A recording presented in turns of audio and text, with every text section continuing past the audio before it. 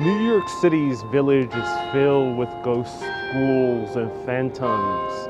Today we're going to wander around both the East Village, Greenwich Village, and also the West Village to find out all the haunted tales that lurk around these neighborhoods.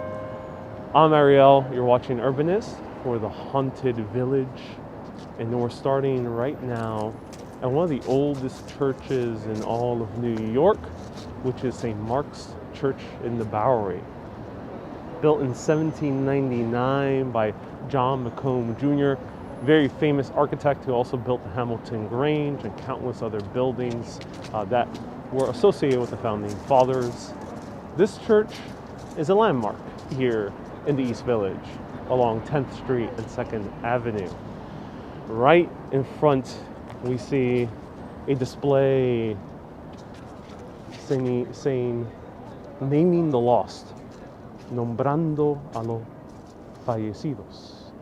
And here seems to be a homage to all the people who might have passed away, though I'm not entirely sure associated with what. I think, unfortunately, all the people who have lost their lives due to COVID.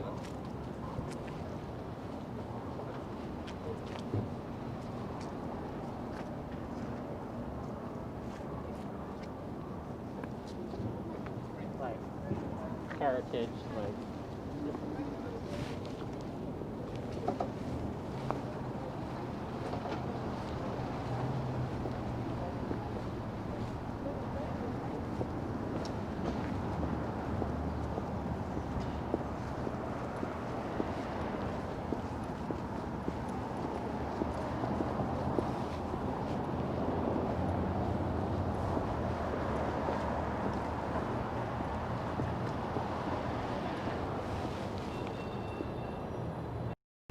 Happy Halloween, everyone, here in the village. It's one of my favorite places for haunted tours of New York. There's so much huge concentration of wonderful tales. And today I thought to myself, let's do like a huge chunk of them. So this is going to be a very long broadcast. Stay tuned, a little bit more than 2 hours at least.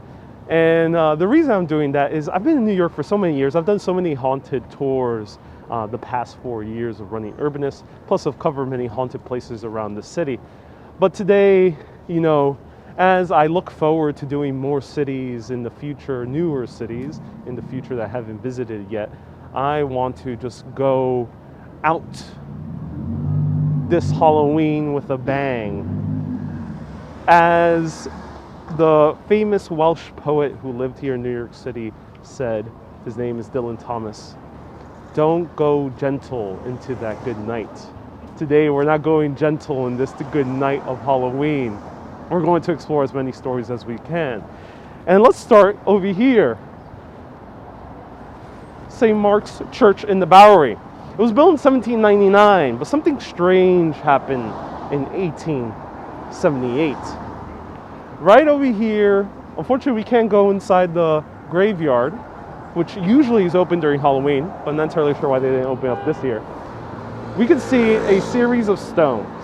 And let me show you. These series of stones is very important because on 1878, in November, a few men snuck in here at 3 a.m. armed with shovels, ready to steal a man who died. He was one of the richest men in American history. To be precise, he's known as the 7th richest man in American history. His name is A.T. Stewart. If you might recognize that name due to the Stewart retail empire that used to hold its namesake in the A.T. Stewart department stores. Let's check it out. Here's the grave. So let's see if we can actually spot anything. It's closed. I've been in here many times, so you can see previous videos. But right over here, we should be seeing, actually a little bit further down.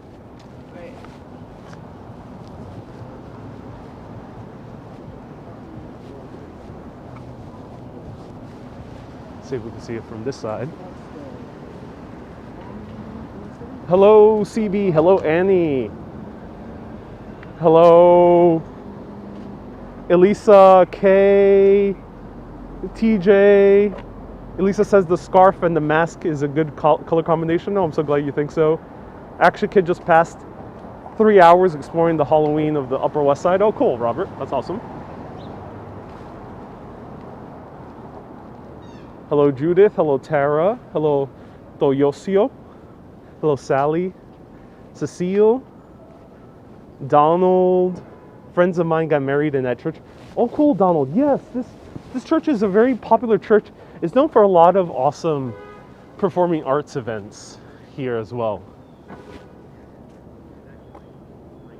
Hello, not today. Nice to see you. And Adam, Yuri, everyone, Gwen, let me know where you're watching from. Let me know how are you spending this Halloween. Let me know in the comments. So right over here, let's take a peek through the fence. Right over here, in November 1878, a few men came over here to steal the dead body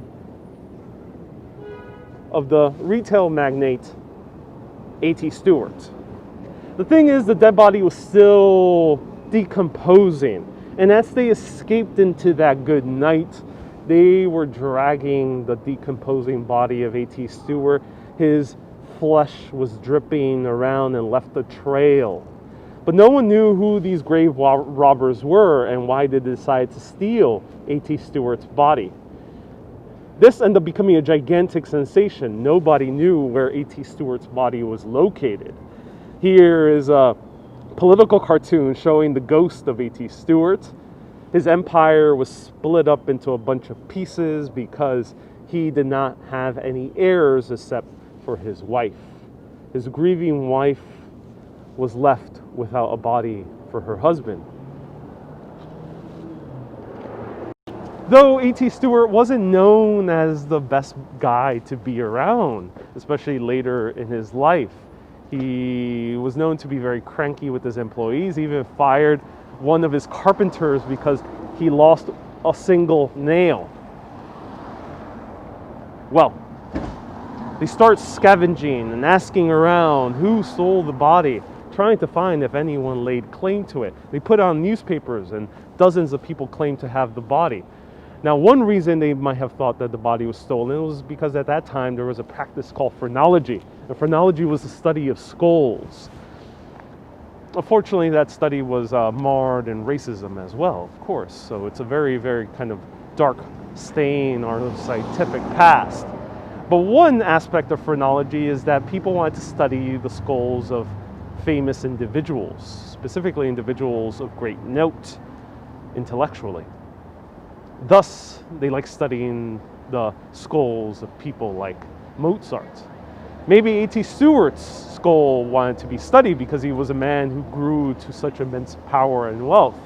Maybe that was the reason. But then they got a note of two men in upstate New York who wanted $20,000 for his dead body. And thus, the wife of A.T. Stewart went upstate by horse and carriage and met two men on the dark highway. They were standing there. They asked for the bag and they gave her a bag. What they received was $20,000. What she received was a bag of bones. Apparently, it was her husband, A.T. Stewart. But no one could ever verify if this body was really belonging to him. However, something even stranger happened here 2 decades prior, 1865. The bell of St. Mark's Church in the Bowery started ringing crazily. Every time a bell rings, especially prior to the use of the telephone, people would think that there's a massive emergency. That was the use of church bells at that time. Unless from denoting the hour or the midnight, it would be to denote an emergency. So a lot of people came all around coming out to find out who was ringing this bell. They go to the door and they try to get in, but it's locked. The sexton comes running behind the crowd, and he's pale, he's white. He said that he saw a ghostly figure. He was chased out by a man just a few hours ago. He was terrified to come back to the church.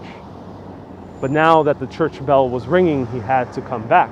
The sexton is a clergy member who works as the caretaker of a church as well. So he had the key, but he couldn't get in. Finally, after pushing and pushing and pushing on the door, they were able to get in. And suddenly, the church bell ringing stopped. The crowd of people and the sexton go upstairs to the bell, only to find out that the bell's rope was cut about 10 feet high. There was no bench in sight. There was no stand, no stool.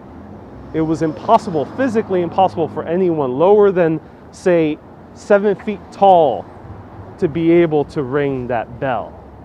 No one knew where the rope went. But then the sexton had a little bit more details of who this man was. Let's walk around and discuss who might be this ghostly figure. Hey, Chris, nice to see you here. Are we in Manhattan? Yes, we are, Stephanie. We are in Manhattan indeed. And here we see St. Mark's Church in the Bowery. Now, over here, it's going to be a little bit hard because we can't have access inside, but let me go in here and zoom in.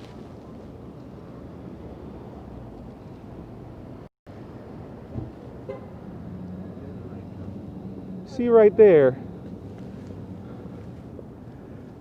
Well, we already talked about the crypt of A.T. Stewart. Here, there was another crypt. The townspeople and the sexton went down to this crypt and found the piece of rope right on top of it.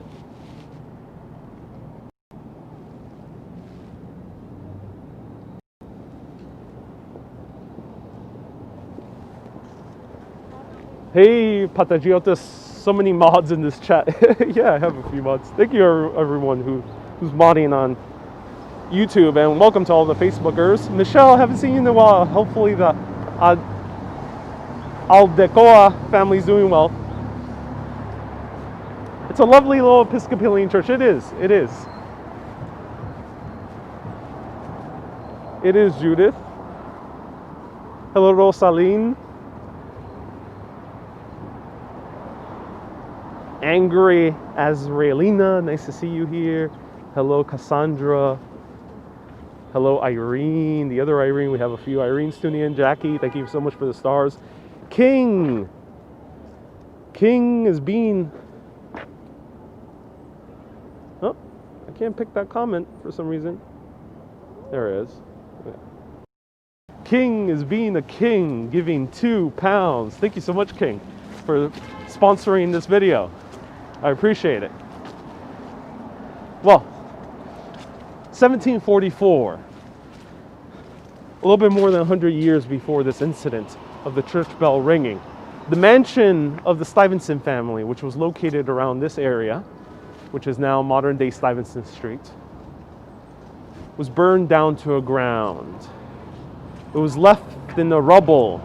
And early that morning, as the Stevenson family looked down at their burnt remains of their mansion, the place where their family has lived for nearly 100 years at that point, they see a ghostly figure there, right behind the smoke.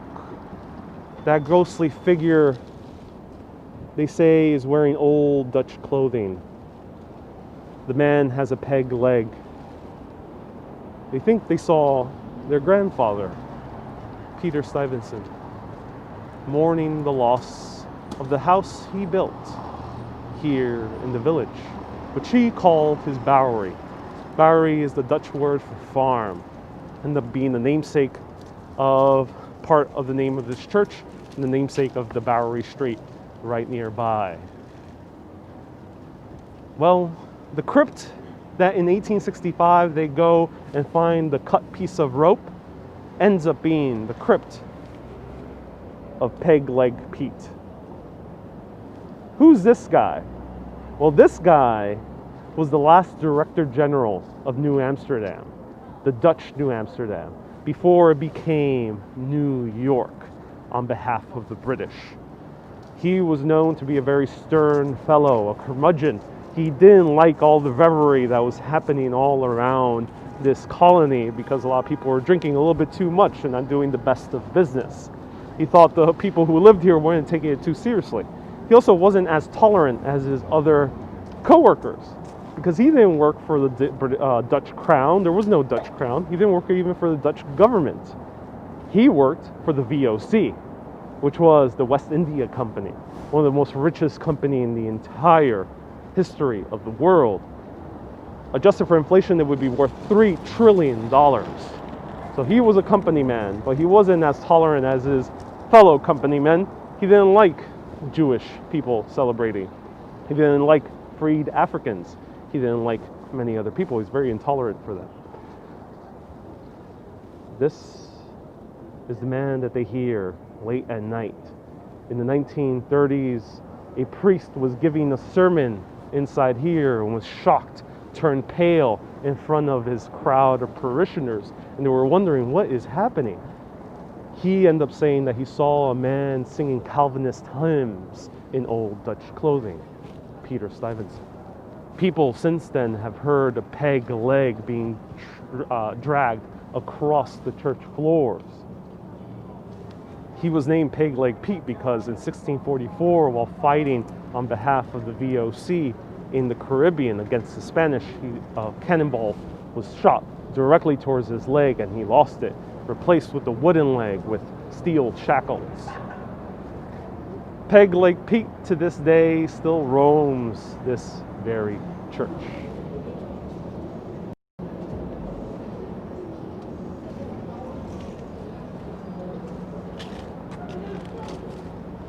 And we can see a statue of him right over here.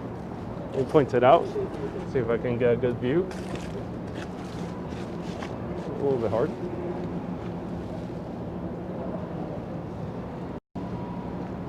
Right there, right behind this other creepy statue of a Native American. Very weird. Right there, the green one behind.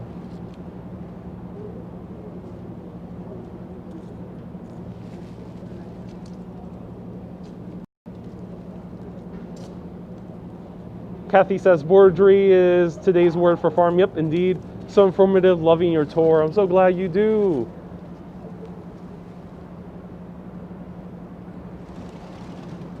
Love your stories and the history of this channel. Also glad you do, Joe. Thank you so much for tuning in. Hello, Donna. Nice to see you here. All right, let's continue walking down 10th Street to our next stop of a little girl who haunts the poor students of NYU trying to study.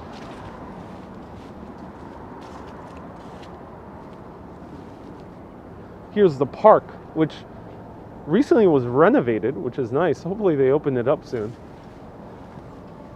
Look how so cool it is. Whoa. More Adventure says, you're amazing. Oh, I'm so glad. So apparently the crypt was closed due to so many hauntings happening with Peg Leg Pete. And thus, the only way you can see the crypt is now by looking at that plaque, which I showed you earlier. Adam, we are starting in the East Village, and now we're going to walk from East to Greenwich to West Village.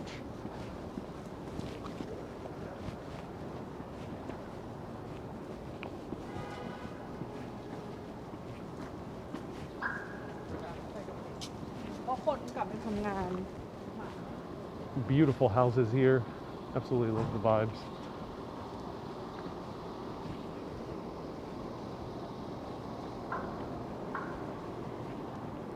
Hello, Darren. Nice to see you here. And Paula as well, and the Boyd family. Hope you and your family are doing well.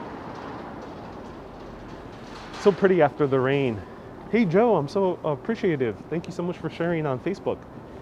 If anyone who watches on Facebook has shared the broadcast, do let me know. I'd love to shout you out. Let me know if you're a fellow in the fellow share squad. Stephanie, your cat is black and white, and her name is Spooky. Are those apartments to your right? Yes, these are all apartments. It's a part of the historic district in this area.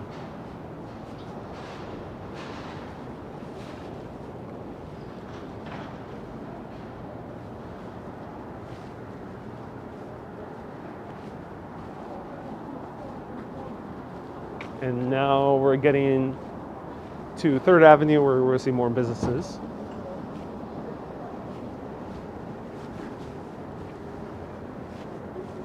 And we might, since this is going to be a longer broadcast, we'll most likely bump into more people dressed in Halloween costume. Because here in New Yorkers of all ages do dress up, which is awesome.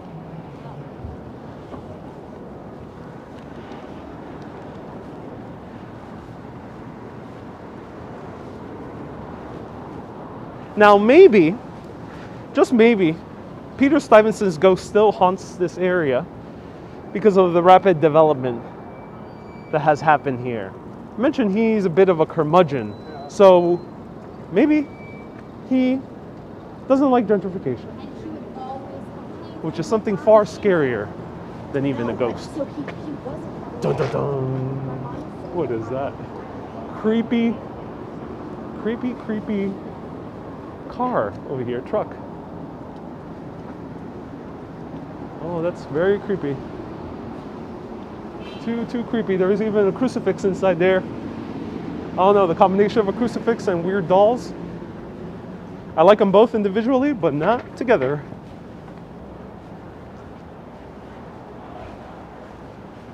Hey, Gayatri just shared. Cool, Gayatri. Thank you.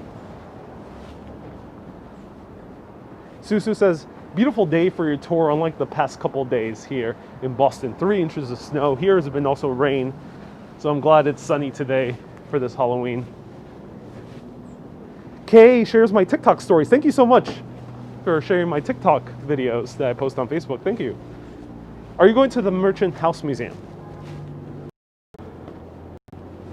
No, Rev. Today I'm not going to the Merchant House Museum. I've done it last year, so you can watch the full story last year. It's on Facebook, on my YouTube channel. It's called Ghosts of the Village, I think, as well. So check that one out. Today we're going a little bit more deeper into the East Village.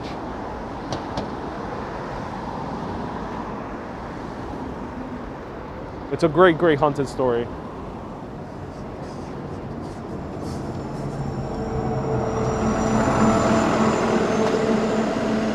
Hey, Sandra. Any coffee yet, Joe? I had coffee early in the morning. I drink coffee when I make breakfast.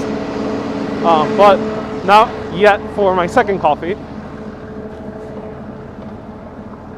And today we might have a haunted beer. Towards the end of this tour. Permitting it's not crazy packed.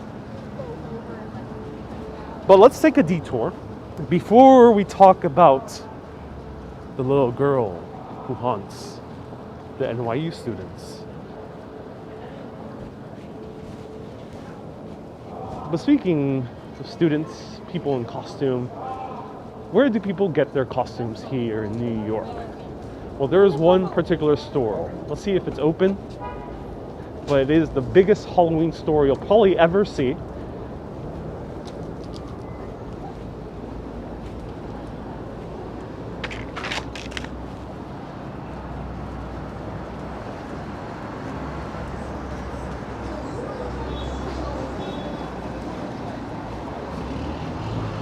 Hyde says she notices spirits manifesting in the shadows of the trees. Okay, I'll stay away from the shadows of the trees. Let's see if this store is open. This is Halloween Adventure.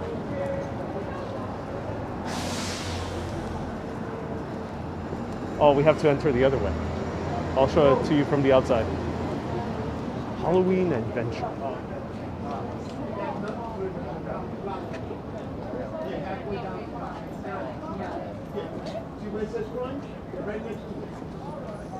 This store is gigantic.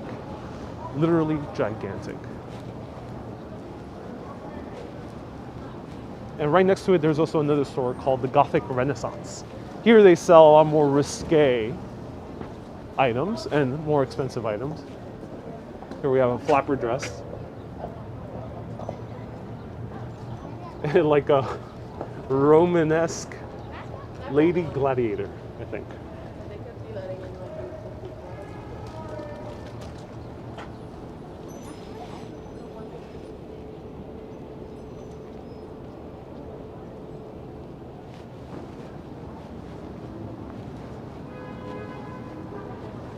Sounds of the city, I appreciate it. So yeah, this is an amazing store. Highly recommend going here. It's huge, gigantic, one entire city block. That's why the entrance is on the other side of the block.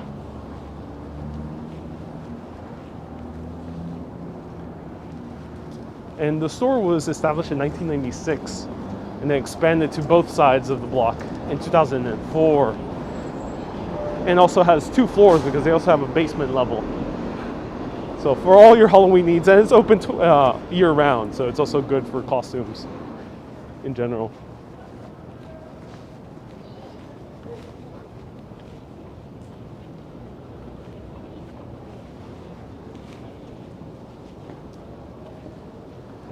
Adam, when's the Union Square Market? Adam, that is a market nearby for produce. Hello, Judy. Nice to see you here.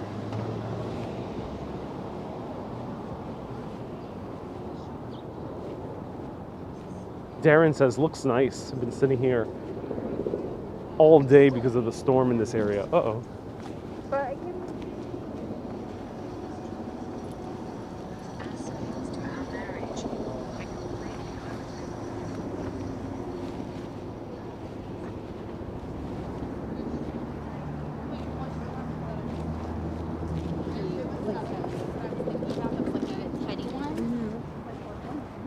New York at its best, sunny and calm. Oh yeah, Hyde, it is.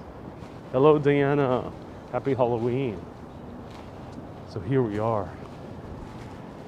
This is Grace Church, built by James Renwick.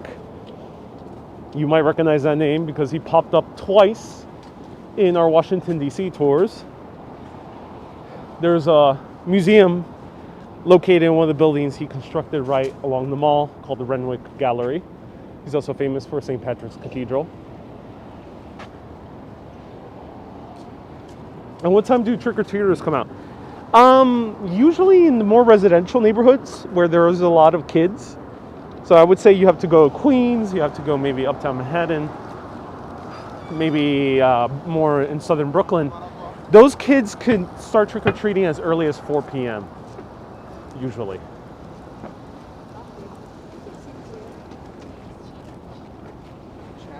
So this Halloween store is always packed, so unfortunately we can't go in. Look at the gigantic line in front of it. Whoa.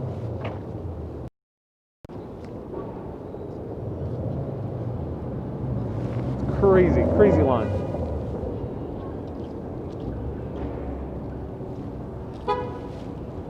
It's always like that, even pre-pandemic.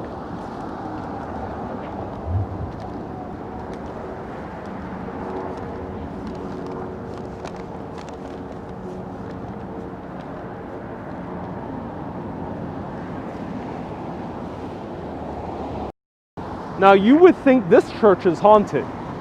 It's Gothic. It's Gothic, like really, really Gothic. But no, not this church is haunted, but this dorm for New York University is haunted.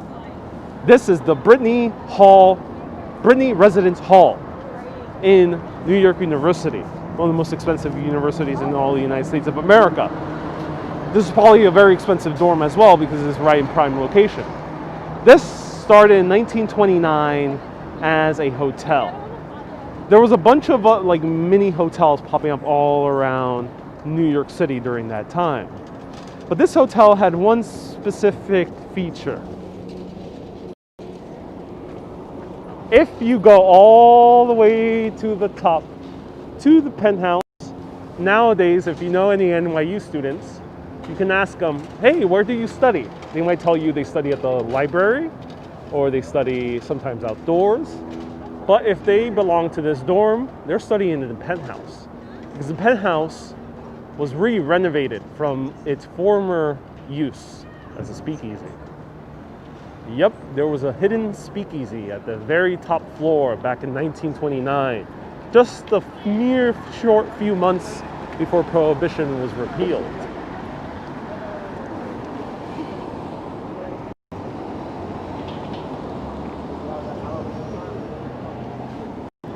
Now, one of the women who attended this dorm wrote in the early 2000s on an official NYU blog, which you can find on medium.com, that she woke up in the middle of the night, startled, because she felt a strange pressure on her chest. She was afraid to open her eyes, not knowing what could it be. Maybe it was her roommate playing a prank. She opens up her eyes, looks at the corner, and sees that her roommate is sleeping soundly. Then she looks up and sees a little girl with hair touching her chest. She can't see the girl's face, but as she tries to move, the only thing she can hear is the girl's giggle. Then she closes her eyes, tries to wish for her to be away, and then she opens up her eyes again, sees a flash on the corner, the doors close, and the girl disappeared. This is an actual account from a real student at this dorm, at a real official NYU blog, which you can find. There's been many other accounts. Another account was of a few friends hanging out, and then they brought their parents over. I think it was probably moving day, and they were enjoying setting up the room and everything, enjoying their first day in college, and suddenly they get a terrible smell of sulfur. Very, very terrible smell of sulfur, and they try to close down the window and they can't. Then 2, 3 more people tried to close down the window together, and they can't. Then there was another situation where another student was studying here and suddenly heard a door close. She's a bit freaked out. She had these beautiful string of Christmas lights. So a very typical aesthetic for college students, these white Christmas lights along their bed. And suddenly she goes out to the library, comes back, and sees the Christmas lights all dismantled and laid neatly on the desk. She kind of gets pissed off and tells her roommate, "What do you do with my Christmas lights?" And the roommate claims she was never there. Then she tries to study into the night, and as she hears a giggle in the closet, she yells, "Molly, I do not want to play right now." He never sees a haunting again. The door slams, and that's that for her. But who is Molly? Why did she scream the name Molly? Well, for that, we have to go back to the very construction of this building. 1929, one of the workers brings his little daughter, 4 years old, to play around in the construction site. This building had an elevator shaft, and the elevator technology was still fairly new back in 1929. Molly's playing around, and then she brings her dolls along the hallway and then looks down at the elevator shaft. She is fascinated to see this dark, cavernous shaft in the middle of the building. She really doesn't know what it is. She's young and she doesn't know about elevators. And she keeps peeking in until she falls. The weird thing is, the dad finds the dolls all scattered along the hallway, but they don't see and they don't find her body. They know she died. They heard the scream. They heard the thud, but the body was never to be found.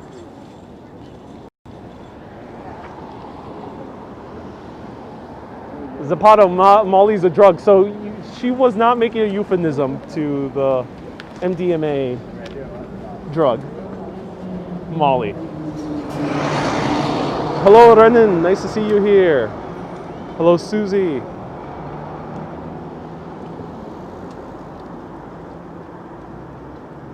Thank you for being there in New York. Oh, my pleasure. We have all felt that pressure.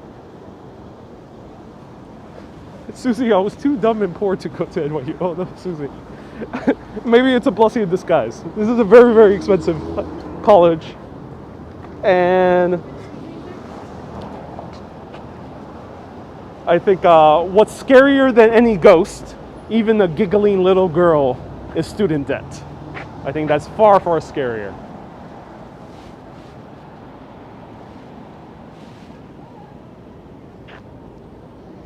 So this is the building's construction. This is how the building used to look like back then. And here's a ad for it. Transient rooms in New York City.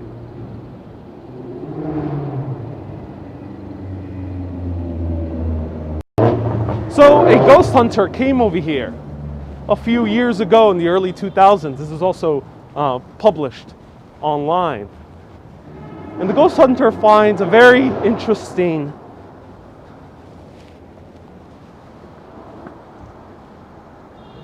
test. It's that this dorm has a very high residual energy. Negative residual energy. This negative residual energy, she said that it wasn't actually ghosts. It was a culmination of all the anxiety felt in this dorm. This culmination of anxiety comes from the high stress of exams and midterms and finals. Thus, this high residual energy left inside this dorm has led to many of its hauntings. But to this day, if any student comes across a strange giggle, a door slamming, knocks, different items moving around, they know to yell, "I don't want to play, Molly." And then she goes.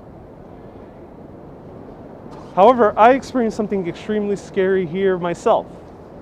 I used to see a woman over here who was a NYU student in my early 20s. And while we were dating, I came over here to her dorm for a night. And I woke up in the middle of the night.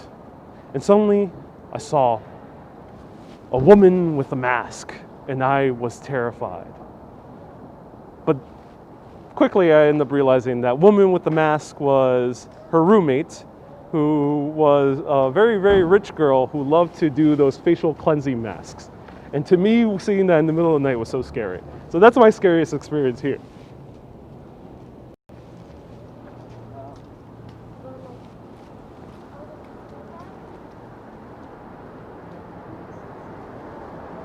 Hopefully Molly can find some peace.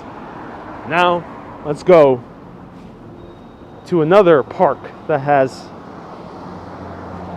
is filled with residual energy.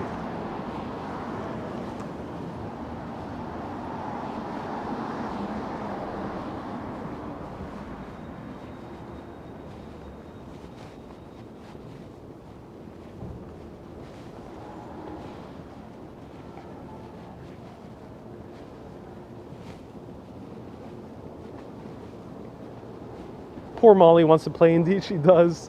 Residual energy is real. What you give back to the universe, it returns to you. Indeed, Sons of the City.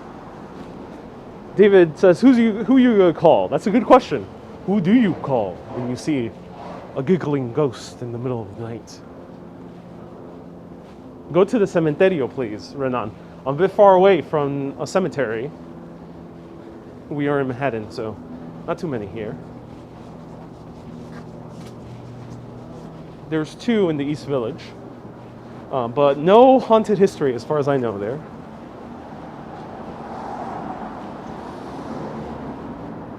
Renan, yo también soy fluente en español, puede preguntarme cualquier cosa en español.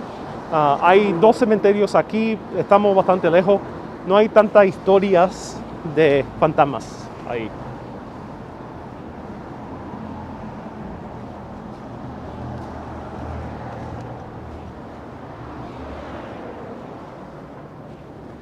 Laureen says, ha ha ha, I scare my husband with those face masks as well. Yep, quite a scary sight to see a face mask in the middle of the night.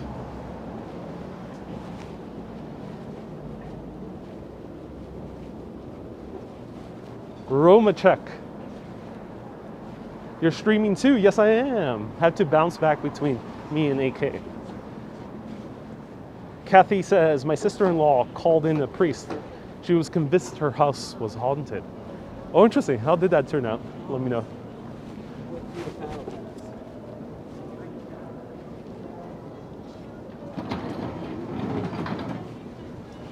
Now we're walking towards Washington Square Park, passing a deluge of shops.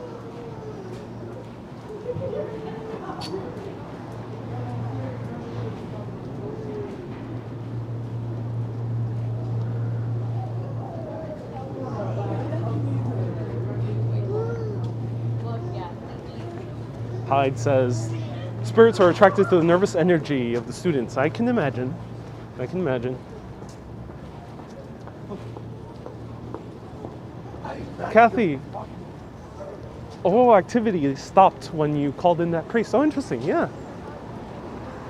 Some people have very good energy, very powerful, calming energy that tends to be not so compatible with hauntings and ghosts.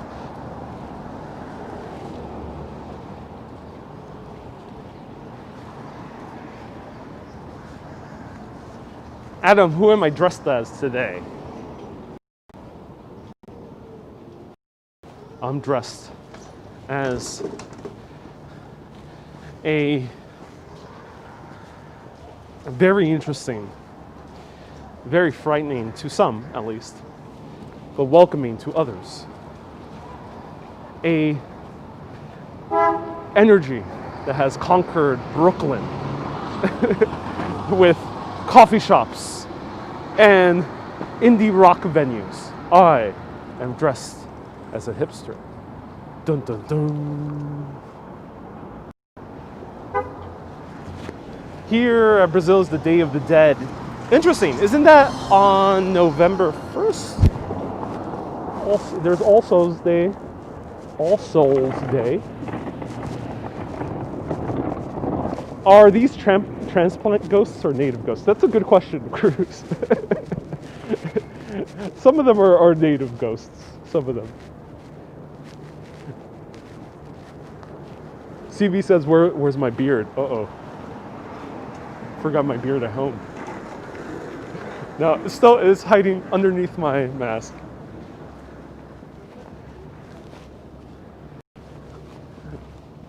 Soon I'm gonna have, to complete my costume, I'm gonna have a cup of coffee, very large.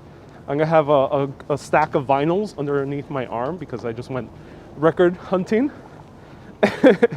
And I'm gonna get also, what else do I need? Let me know. What else do I need to complete my costume for the OG hipster? You have to have a beard. My beard is pretty short. Though I could grow it longer if I needed.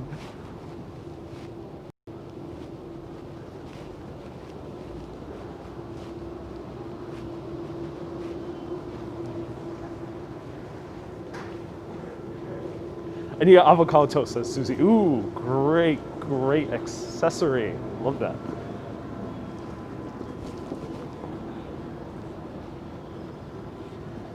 Uh-oh. Nothing scarier than people trying to stop you as you're going for a walk. People trying to give you free soda. Uh-oh. I don't have time for free soda. A beanie with tight jeans. That is another form of hipster indeed.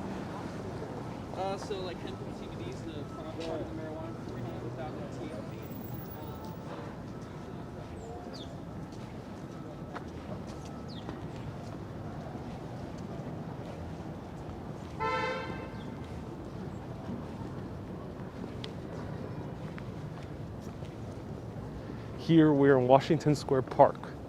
But let's go around the corner, or on the edge of the park, to go towards the other corner.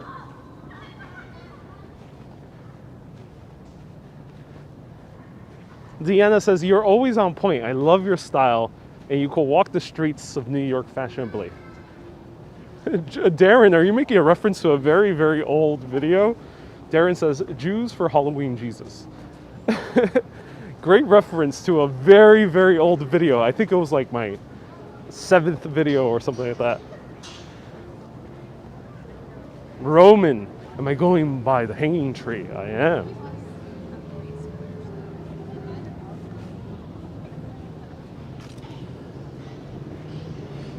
Love the park, says Julio. Yes, Julio, it's a beautiful park.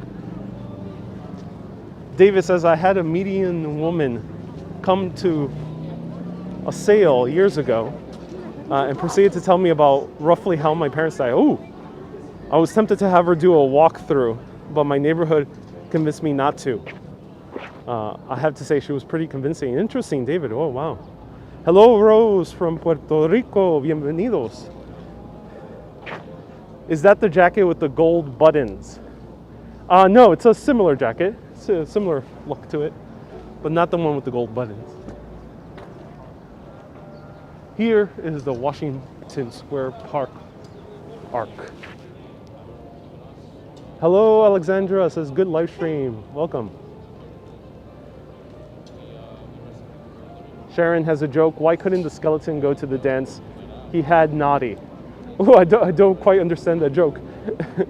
Hello, Sounds of the City says, didn't know Brazil celebrated Day of the Dead. It is a common Christian holiday, specifically Catholic, Day of the Dead.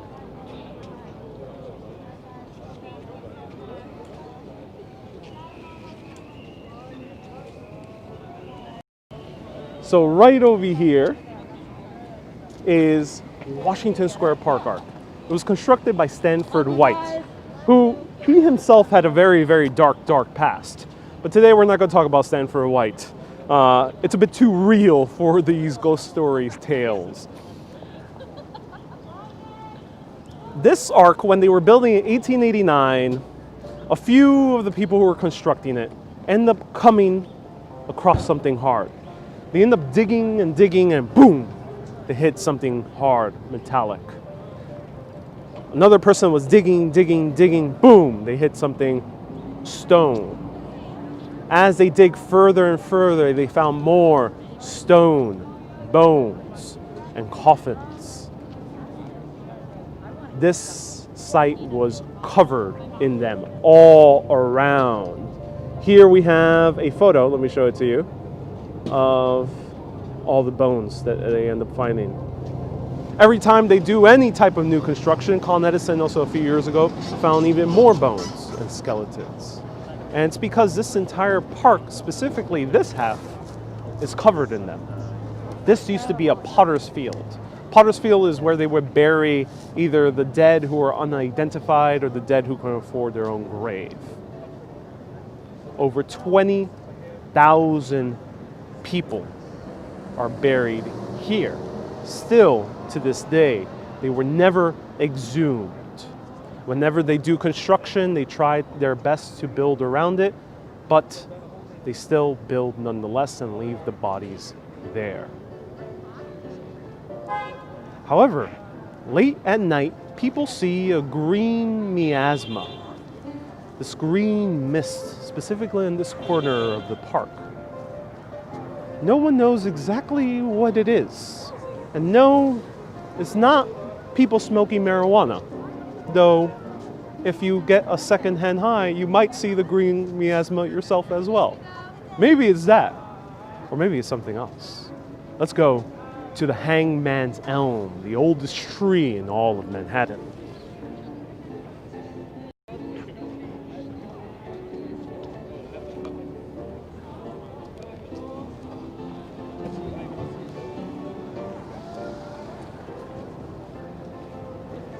Hey, what do you have here?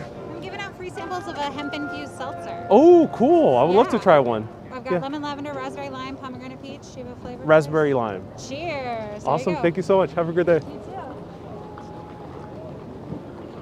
So this is the random company that's spreading their hemp-infused drink.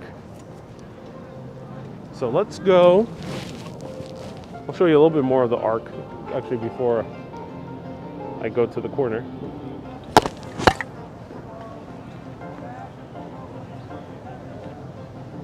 And actually, let's walk around here before we go to the Hangman's Elm. Let's see, Washington Square Park. Oh, to go with my hipster outfit. Yes, CBD drink with my hipster outfit, indeed. Someone's playing the piano. Let's check it out. Oh my God, the Back to the Future song. I love this.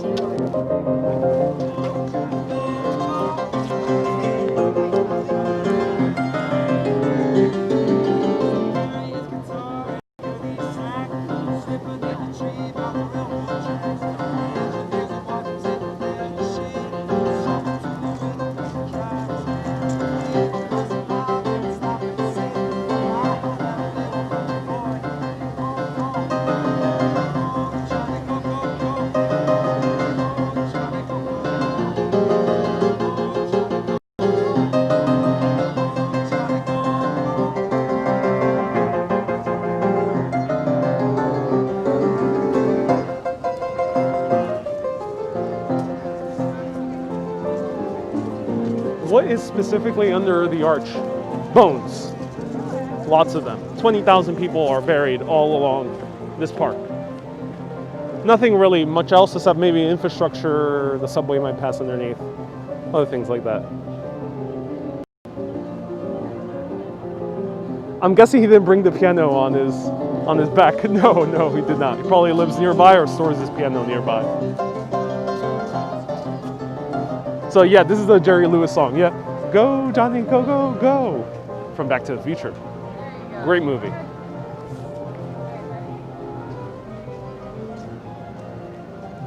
Sounds of the City says that's so creepy. What's creepy? The piano playing? I never knew Jerry Lewis was so creepy. So as we walk around here, notice that this half of the park is always bright and vibrant. There's so many people walking around, so many people sitting down, skaters are skating. Usually the buskers usually play on this side of the park. But if you go to this corner of the park, it's always kind of shadowier, a little bit lighter, not so much life. Nothing compared to the other three corners of the park.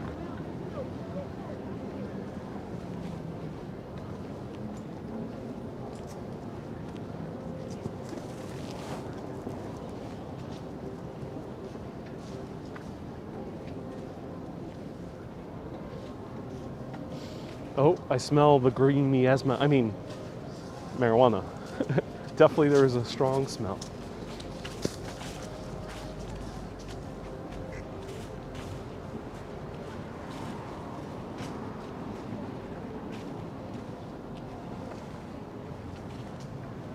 There's someone who I read about who pushes a piano every day in NYC. I think you might be reading about the guy's name is Dalton. He's the most famous piano guy. And okay, everyone, we have entered the green miasma zone. I got my mask on. It's a little bit too early in the day to get secondhand high.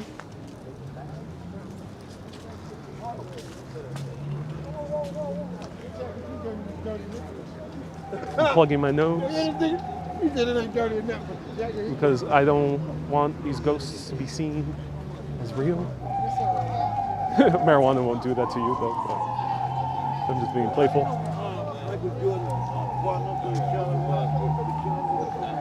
Here is one of the oldest trees, the oldest tree in the entire island of Manhattan, the second oldest tree in all of New York City. This tree has been longer than the US has been a country since the 1600s. However, this tree in 1820 at the Hangman's Elm, 10,000 people were gathered all around. But unlike now where all these people are listening to Chuck Berry / Jerry Lewis go Johnny, go, go, go. And other people are smoking that green miasma. And we have other people skating along the Garibaldi statue. These spectators were here for a much darker purpose. That purpose was to see a woman being hung. Her name was Rose Butler. She was a butler, a servant in one of these houses. Right here, all around Washington Square Park is filled with mansions.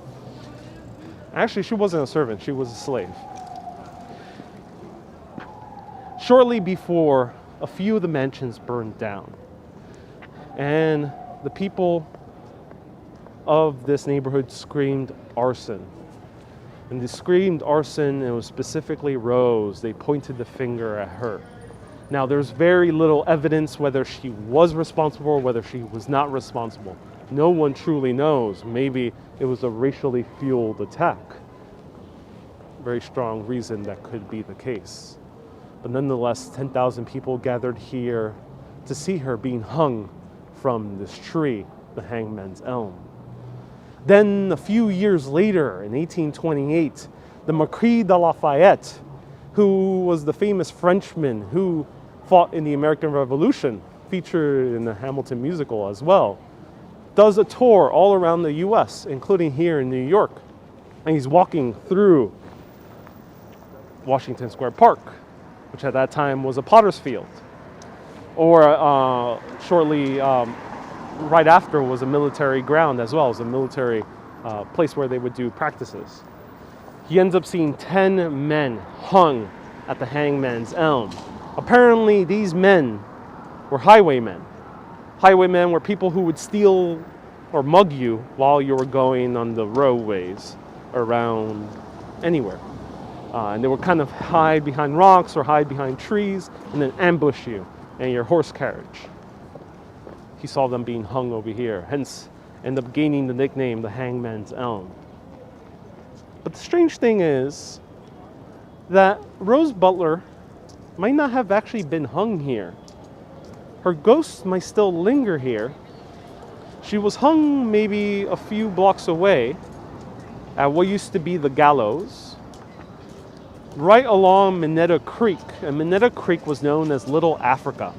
The thing is, with Little Africa, the practices were different. Rather than having a funeral, they would actually end up, rather than mourning, they would sing and dance all throughout the night. The people of this area also did not like that. So maybe Rose Butler's death and conviction was also a move to kick the freed African slaves from Little Africa and tell them to go elsewhere, which eventually they end up doing that. Unfortunately, end up going further up into Central Park.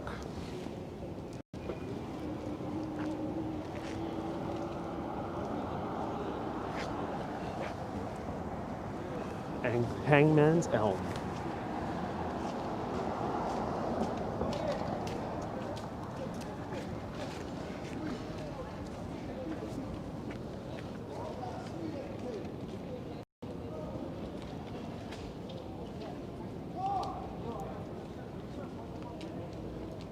Hello, Logan. Thank you so much for the stars.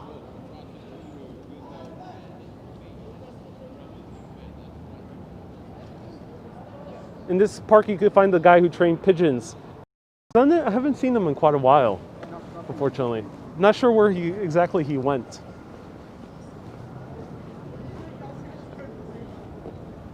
Joe says another interesting story. Oh, I'm so glad you think so. Trees have so many stories. They really, really do. Oh yes, they do. That's correct. So let's actually zigzag through the West Village. I'll show you how this park turned into a military parade ground after they decided to destroy the gallows. There was also a prison here called the Newgate, and also because it was a potter's field, they decided to kind of just use it instead for military practice. That's a depiction of it.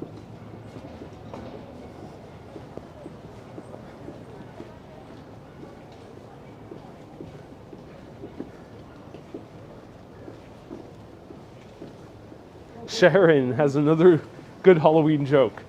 Sharon on Facebook says, "How come the witch couldn't get pregnant? Her husband had a Halloweenie." That's a good one. That's a good one, Sharon. That one I do get.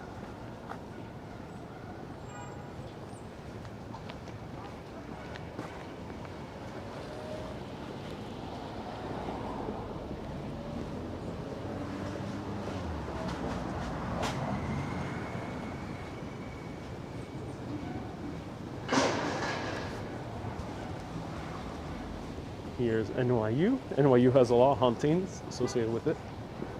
Also, there's another building haunted. Check out my last year's Halloween video.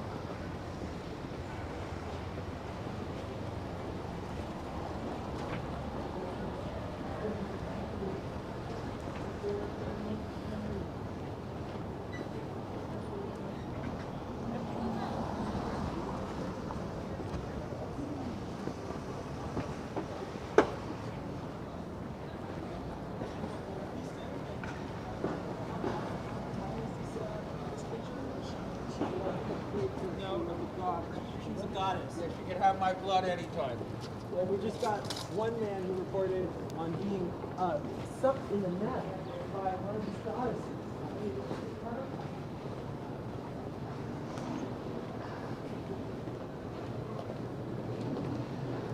And Stephanie, you say, what a beautiful day. Sure, Sir Sean Connery did pass away.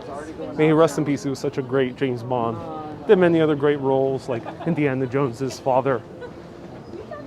Let me know what was your favorite Sean Connery movie.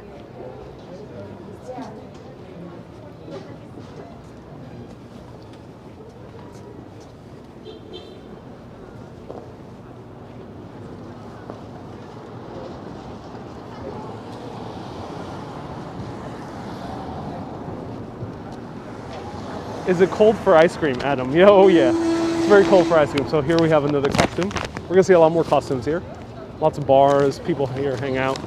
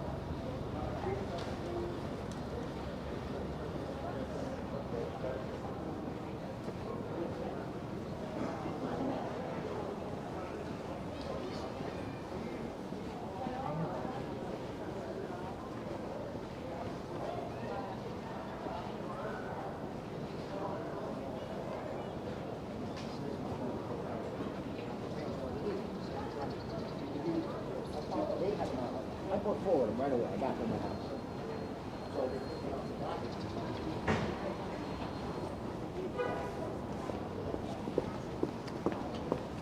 So Adam, you asked, what's my Halloween treat? I don't know yet. I definitely want to grab something.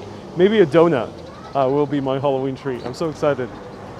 All right, let's cross through here. Judith, favorite James Bond ever. Cecile says the name of the rose. Which street are we on, Kathy? We were on MacDougal Street, and now we're turning towards 6th Avenue. Mags, oh, you haven't heard. May he rest in power. Oh, I like that. Darren says The Hunt for Red October. Oh, great film. What a beautiful day, says Stephanie. Right now it is, yeah. Huge line for coffee right here. Oh, I wonder why.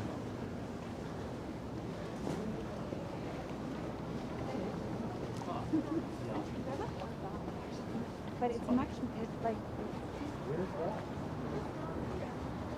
Susie says funeral home. That line was not for the funeral home, even though there's a funeral home right next to it. It was for a coffee store called Puerto Rico Imports, which they also sell coffee as well to drink. Oh my God, we see 2 of the Scooby-Doo gang right there in the distance. 3, because I think Shaggy is right there as well. 4, they're all right there. Oh, cool. Let's get closer. Oh, light is not on. Okay, let me zoom in. Elisa suggests a Krona right here, the Scooby Gang. The guy's wearing a jacket, but he's definitely the main character because he's blonde and wearing the same jeans. Oh, that's so cool. They did so well. That was the Scooby Gang. Hey, Michelle. Michelle says, so great meeting you. Thank you for the one that caught me up with the church in the first place. Keep up the great videos. Michelle said hi to me before starting the video. She just happened to be at the same church that I was started at. So hello, Michelle. Thank you so much for saying hi. Hope you're doing well and glad you're enjoying the videos. That's so awesome.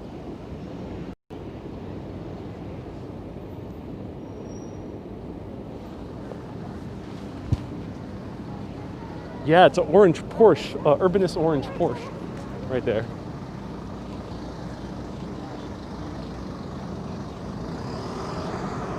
Hello, Kay. Nice to see you here. Welcome.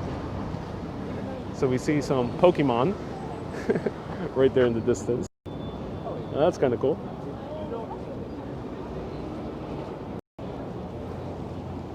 Michelle says, love them. You're so sweet. Have a caramel apple with nuts. Ooh, will do, Sharon. Hello, Kathy. Kathy says, thank you. My pleasure, Kathy.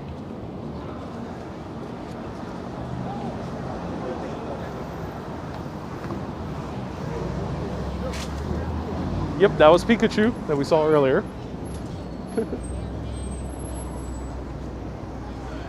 So Adam, great question. This is the Our Lady of Pompeii Church. So this one is not haunted or anything, but does have an interesting origin story. This is an exact recreation of the same church next to Pompeii. Our Lady of Pompeii Church, also in Pompeii. It was started by Father Demo. Now, Father Demo had a very interesting origin story because the man was actually a Satanist. So he worshipped the Dark Lord himself, was caught by the powers that be while he was worshiping the Dark Lord, and was excommunicated by the church. He decided to repent and decided to follow the path of God. And he saw his previously what he called bad ways, and ended up immigrating here to America to start this church, Our Lady of Pompeii. He said that he was called upon to recreate the church he saw in Pompeii and make it here in New York for the Italian immigrants.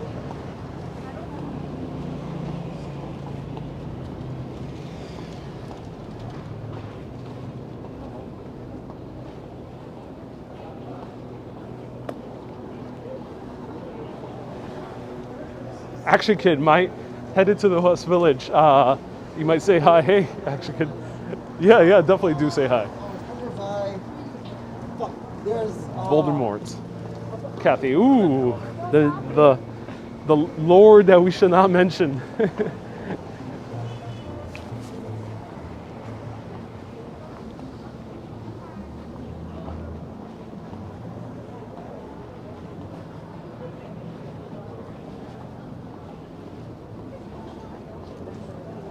Okay, so we're gonna go actually this way. Lots of long lines for these restaurants today. Very popular season.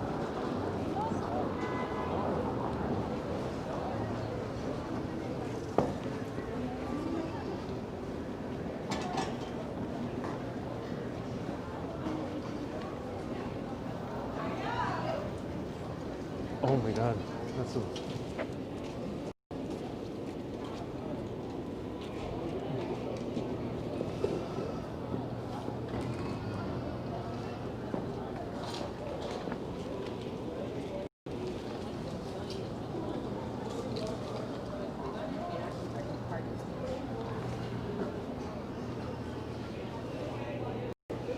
All right, everyone. I got the official Urbanist car. You guys ready? Orange Lambo here. Urbanist orange. I ended up getting it as a celebration for 16K followers. So obviously, there's so much money to be made on YouTube right now. I ended up getting a Lamborghini orange. But I'm gonna leave it behind because I'd rather do this tour walking. So let's keep on walking, shall we?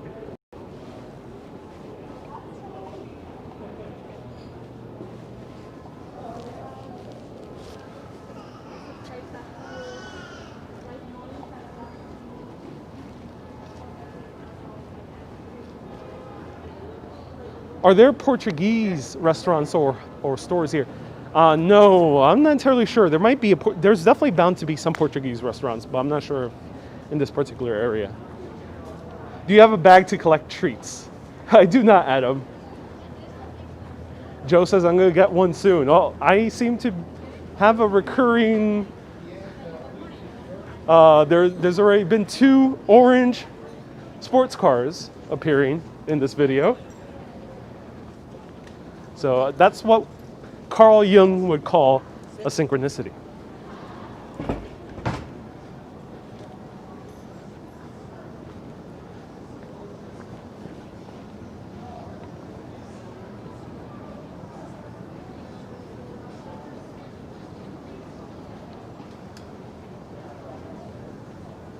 Hey, Pizza Reviews, nice to see you here. Welcome. Hyde says bye. Ooh, Hyde, what are you referring to?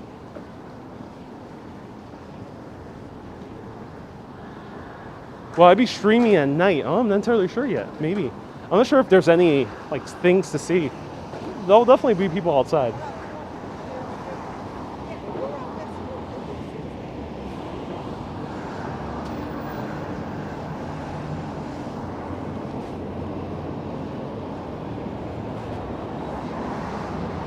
Fresh store, I do not know Portuguese, only Spanish.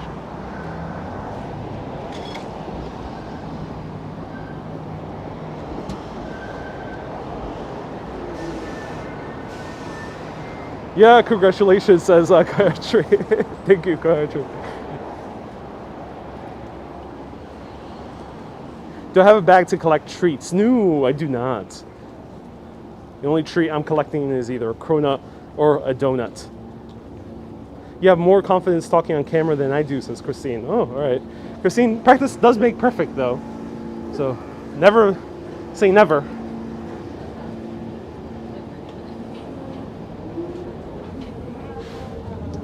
Halloween parade is canceled. Yes, indeed it is. Otherwise, this entire avenue would be closed. So the Halloween parade takes place here in 6th Avenue.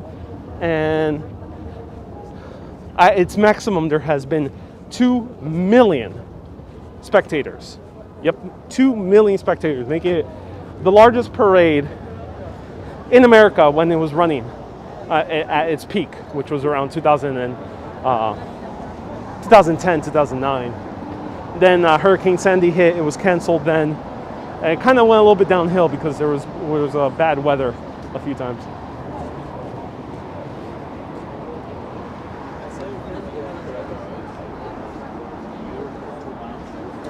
Have you ever streamed the Halloween parade? I tried to do so 2 years ago, and I did a small portion of it, but it is very, very bad service because there will be so many people concentrated into one block that it was nearly impossible to stream the Halloween parade. Oh, here we have Handmaiden, the show Handmaiden. Let me know if you know that show.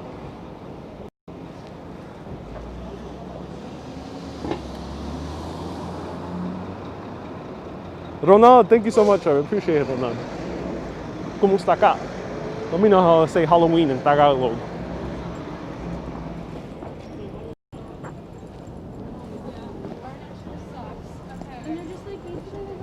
Today's weather would have been perfect for a parade. I agree.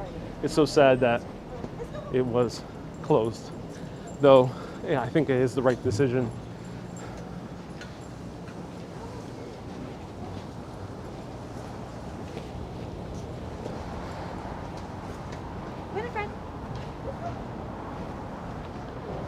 Chirag loves that book. Oh, I'm so glad you do, Chirag.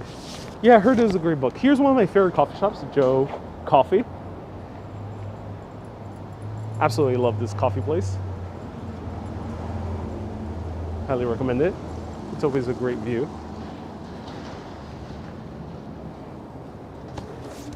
And here we are at Gay Street.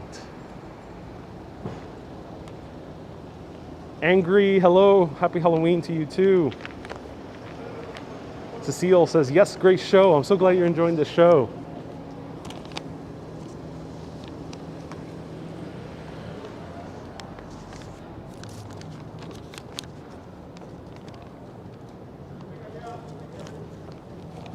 So Gay Street was made in the early 1800s.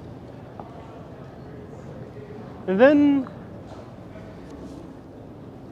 in 1827, this house was constructed, 12 Gay Street. However, this house had a strange occurrence when the famous puppeteer moved in. His name was Frank Paris. He moved in the 1950s.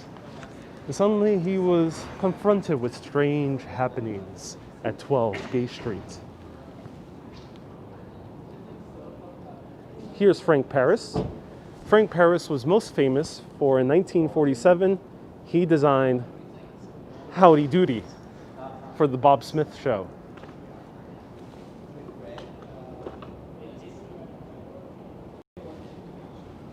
Just tuned in, am I in costume? Yes, I'm in costume. As a hipster. Yeah. The scariest thing. For some people at least. Some people love it. So here, 12 Gay Street. Frank Paris moves in. He's a famous puppeteer. He's living in a very beautiful area. It's quickly becoming very bohemian. So I dressed up as a hipster, not as a bohemian, though that's so scary. For some people at least.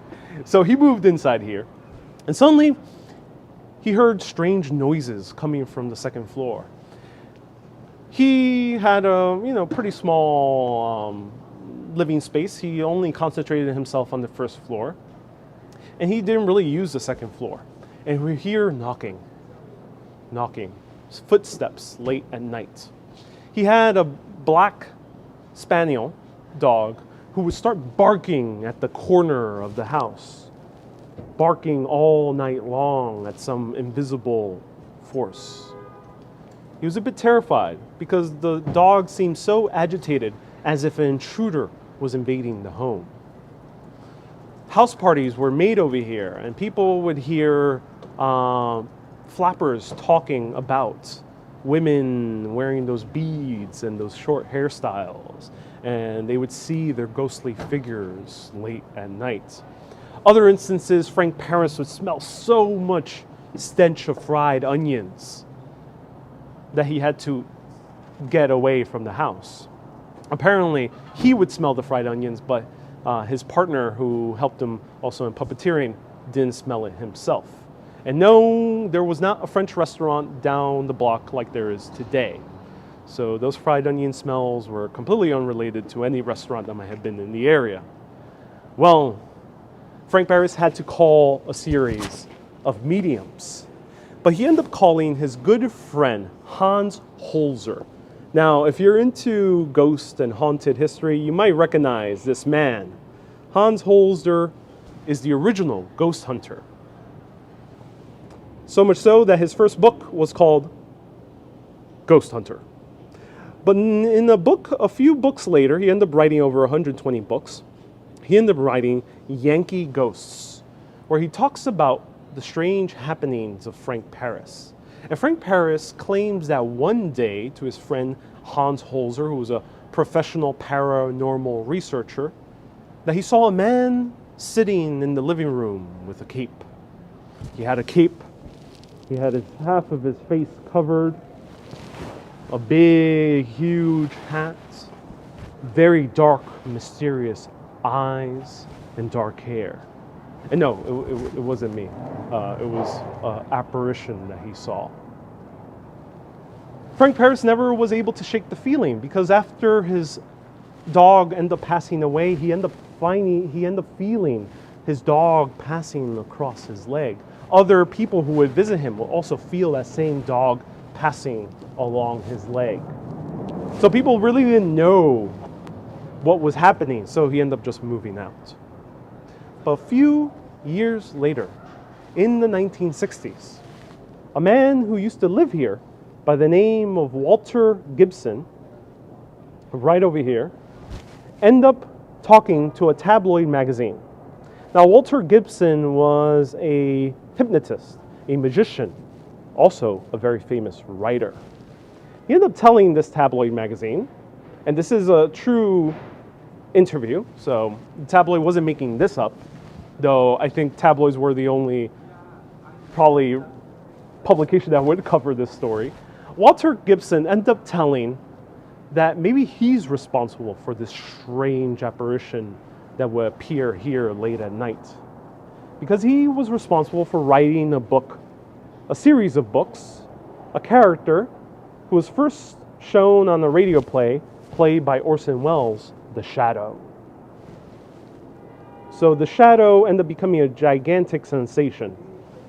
And Walter Gibson was known as an obsessive writer. He ended up writing more than 100,000 words per day. He was absolutely intensely obsessed with writing. Over 120 books were written. Well, no more 120 books were Hans Holzer. He ended up writing over 260-something books on The Shadow. Absolutely obsessed. But who was The Shadow? Well, The Shadow was this man who was a rich playboy by day and a crime fighter at night. But the interesting thing about The Shadow is that he had psychic powers. And with these psychic powers, he would fight evil crime doers and also spirits. Interesting thing about Walter Gibson was that he was also a ghostwriter for Harry Houdini. So he knew about the occult and strange happenstances and ghosts and ghouls and also hypnotism. He said that he wrote this character so vividly. When he was writing off late at night, he would see the visions of the Shadow so clearly. He would imagine him walking along the rooms when he used to live here in the 1930s, that he feels that his image, his ghostly presence, was imprinted on this home. Maybe what Frank Paris saw was not some apparition of someone who died here. Maybe it was the Shadow who was manifested into real life. But things get a little bit more interesting when we go further back into who lived here before Frank Paris in the 50s and Walter Gibson in the 30s. This was a speakeasy called the Pirate's Den. On the bottom floor, it was all in pirate kitsch. Now, during the day, people would think it was just some random kitschy restaurant, but it was actually selling illegal alcohol late at night. So the house looks empty. And yep, the house has been empty for years. It's valued at $4.6 million as of 2006, so maybe the price has gone way, way up. One of the neighbors wrote to one of the major publications, I forgot what it was, I think it might have been Brownstoner or DNA Info. One of the neighbors who lived in one of these houses says, "I stay away from this house, I don't like it. I'm not surprised that no one has moved here."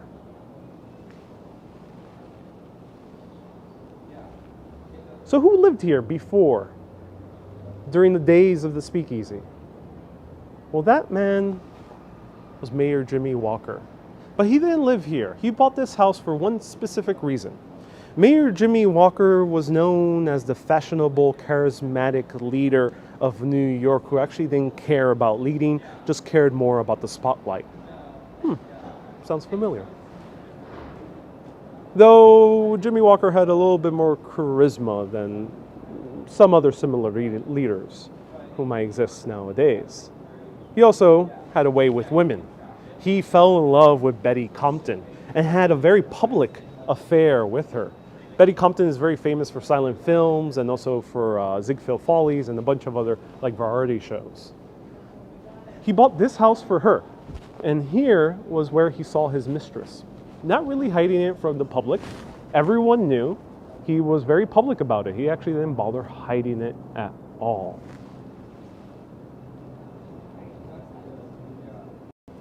But according to Hans Holzer, he ended up bringing one of his mediums over here.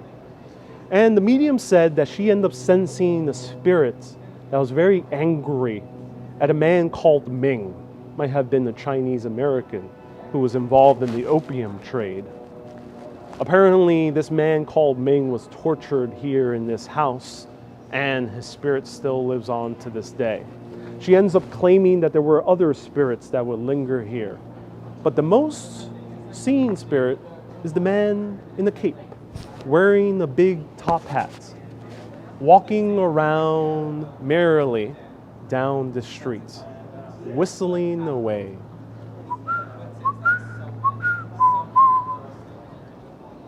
This man is known as the Phantom of Gay Street. Is he the ghost of Mary Jimmy Walker? Is he one of the patrons of the Pirate's Den?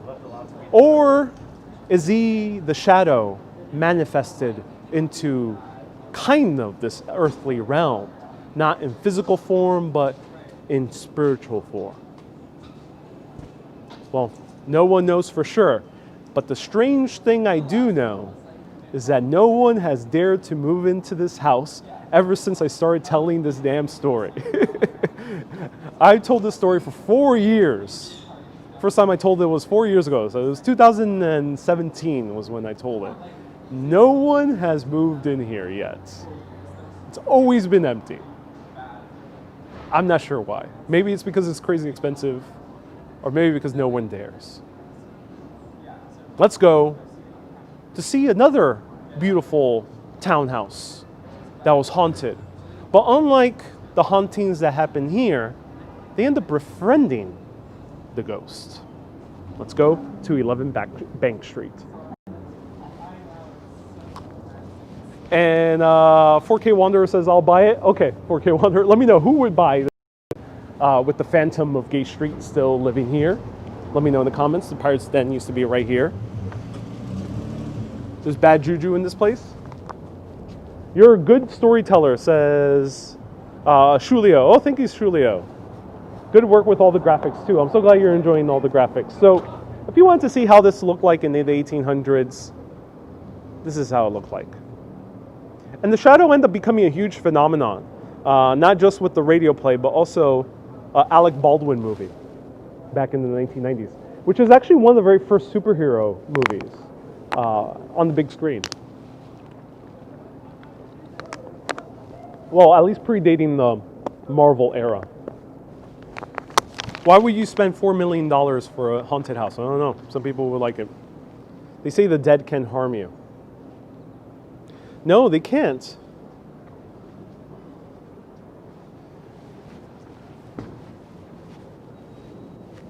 And Sarah Funk end up talking to the guy who lives across? Oh, cool. That's awesome.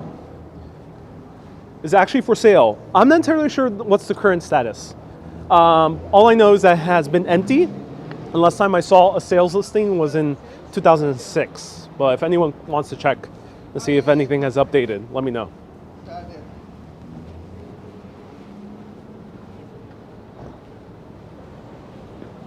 So now we're going to pass by Northern Dispensary, which someone mentioned it earlier. And Northern Dispensary is an old landmark. Nothing has been built here since.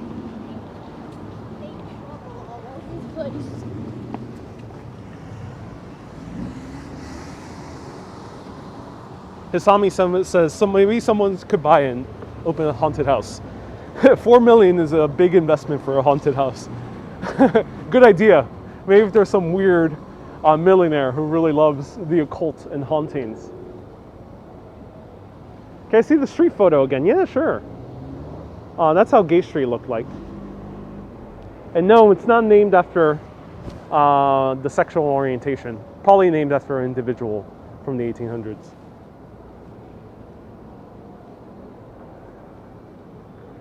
I wonder if the ghost pays rent. I think it might be rent stabilized for the ghost. So whatever the ghost is paying, it's probably just fried onions.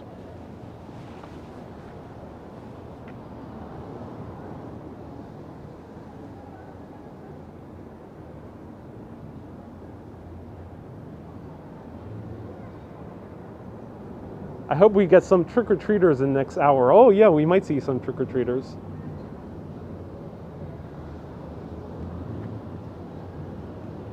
Have you heard about the Red Hook district? Oh, I have, Holando. That's where the amazing writer, well, I'm not sure if he's amazing. I haven't read him directly, but I know he came up with some interesting stories. H.P. Lovecraft. Cover your face again with your cape, says Elisa.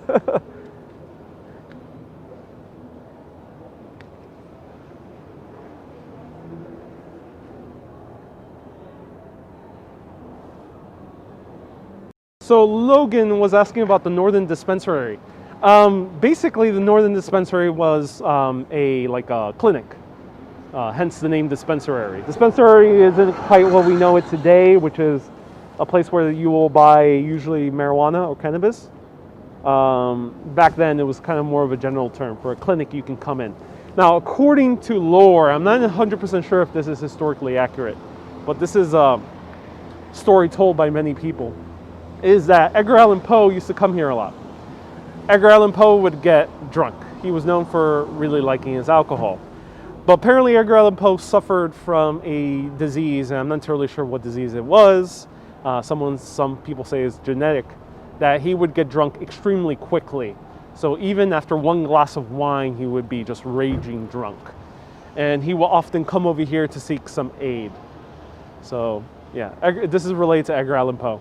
Though I'm not sure if it's 100% historically accurate. Let me know if anyone knows for sure.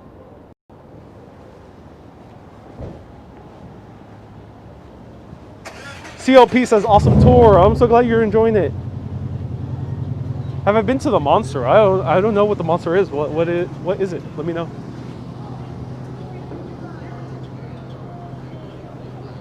Ooh, spider webs over there. Look at that. So cool. That's awesome. Whoa.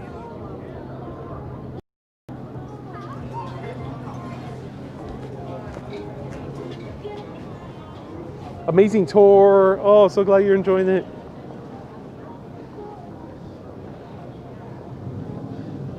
Hello, Dwayne. Let me know, have you seen The Shadow? Has anyone seen or read The Shadow? Not the actual Phantom, but the character. Have you seen the movie? Have you read the comic books? Read the actual books, the Pulp Fiction books? Or heard the radio play by Orson Welles? Here's the Stonewall Inn, and it's still open. This is a national monument.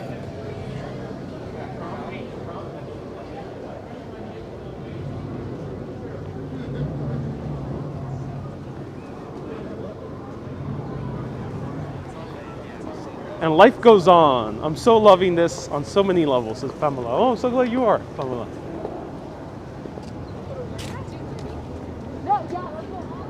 What is the Hess Triangle, says Adam. I'll pass by it, point it out, but if you want to learn more information, see my recent video on it. Subscribe to Urbanist Bonus. I have my short TikTok videos posted there that are history and food related.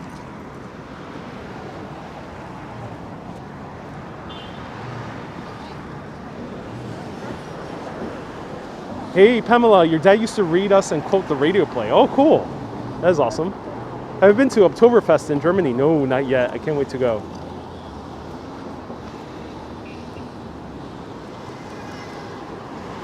Hello, Hen. Nice to see you here. So if you're watching for the first time, let me know where you're watching from. I'm Ariel with Urbanist. The only ghost I saw is my neighbor, says Olivier. Uh-oh, Olivier. Some neighbors are never seen.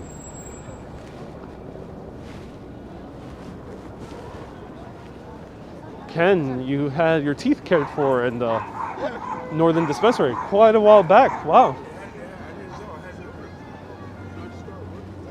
You must be near Big Gay Ice Cream. I am.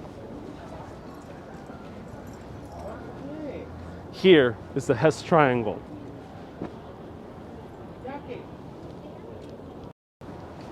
So since Adam asked, and we're here en route anyway, I'll talk about something far scarier than ghosts, ghouls, or dark bumps in the night. This type of haunting takes place in broad daylight. This type of haunting destroys entire neighborhoods. His name of this dark lord of urbanization is Robert Moses. I dare shudder whenever I say his name. It just feels so creepy. Ooh, Robert Moses. Don't say it 3 times, because if you say it 3 times in a row, your neighborhood will also be converted into a massive highway. That is the legend. So, Robert Moses. Oh, I said 3 times.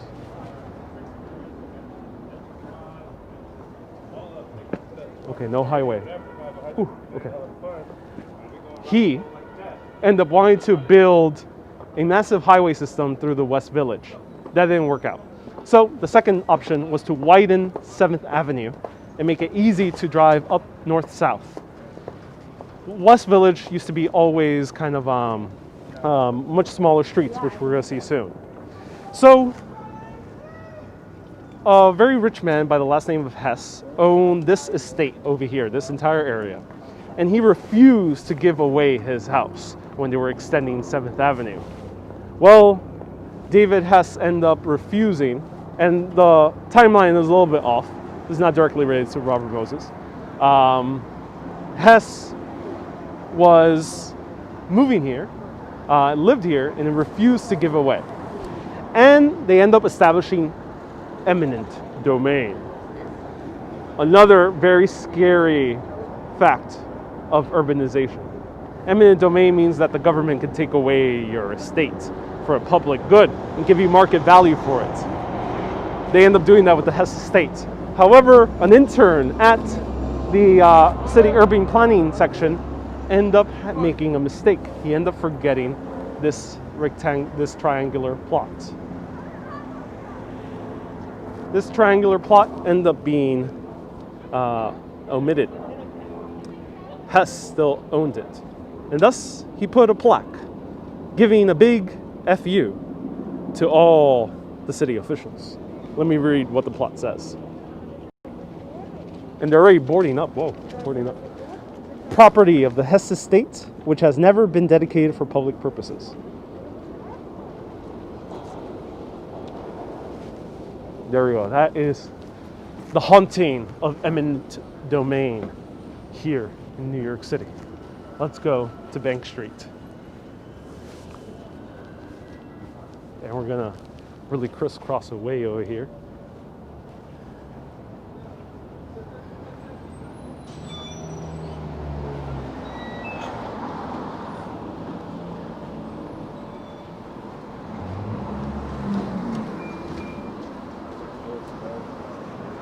Joe says, awesome story. I'm so glad you enjoyed it, Joe.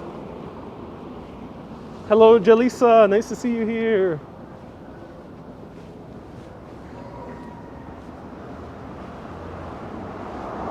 Here's St. John's Church.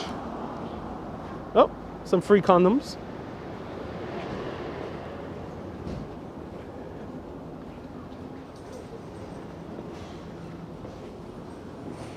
Was he related to Hess Oil? I don't think so. I think he might have been a different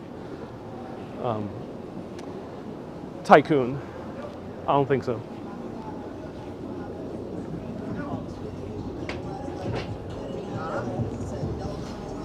AK is looking for me. Oh!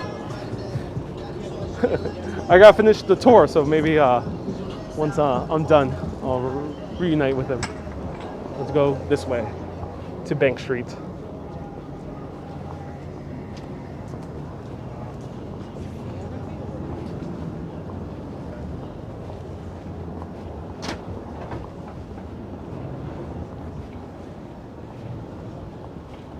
So someone earlier said that 12 Gay Street is worth, was it 6 million? That's quite a lot. Oh. Christina, I don't give my exact addresses. Though I will post a Google Maps link where you can see all the stops after this broadcast.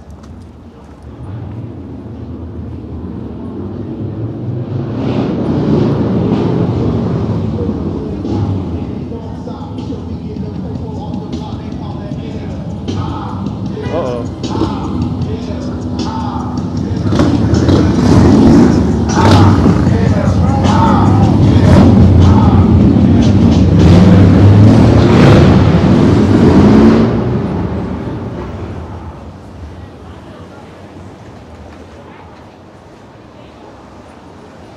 Christina, we are in the West Village.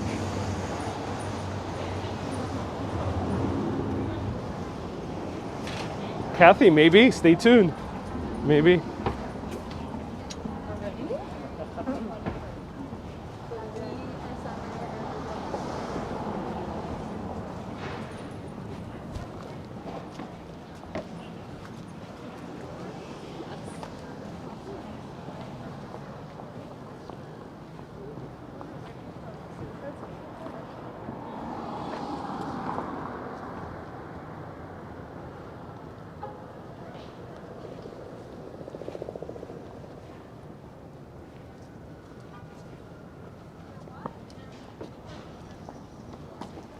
Adam, how long does it take to walk from East to West Manhattan? Oh, great question. Maybe a little bit less than an hour, around there. I think give or take an hour, yeah. I think you could do it within about 45 minutes if you walk pretty fast, but yeah.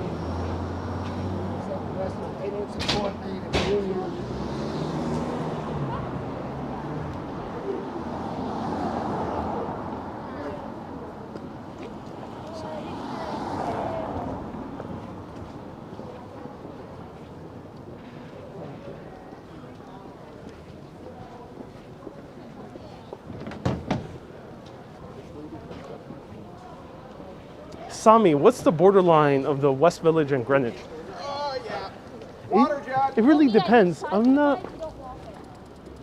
100% sure, though I would delineate it at 7th Avenue, which we saw the Hess Triangle. That would be my dividing point, though don't quote me on that. I'm not 100% sure. Oh, you think this is a great tour? I'm so glad you think so. Thank you so much for tuning in. All right, let's go a little bit further up.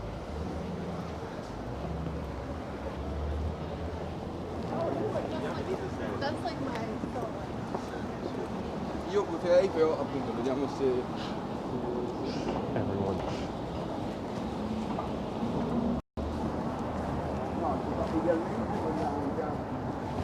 Do not tell.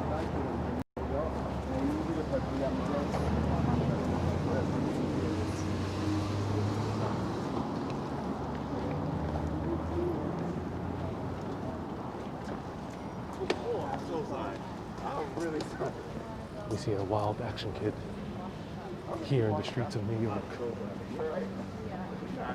He's wearing a crazy hat. What shall we do?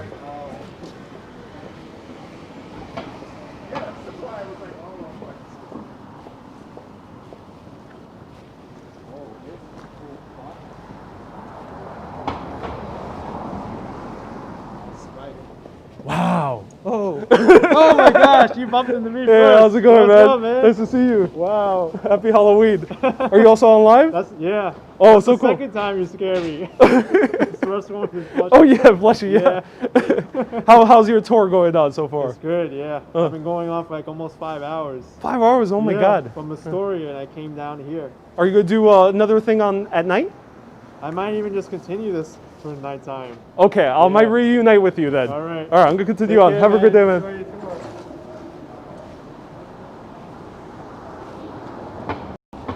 So that was Action Kid on YouTube, a friend of mine who does walking videos as well through many parts of New York City and beyond. So he may be an anarchist. Maybe he was an anarchist. All right, let's go to Bank Street.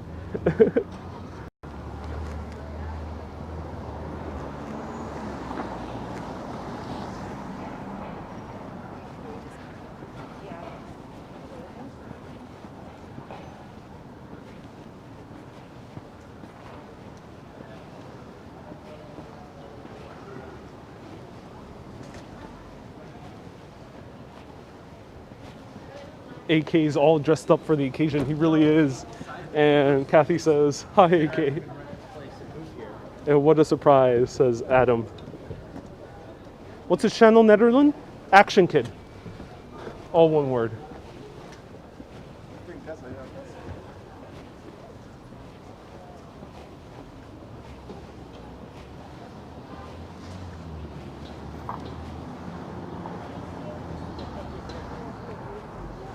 Oh, look at the huge line for cupcakes.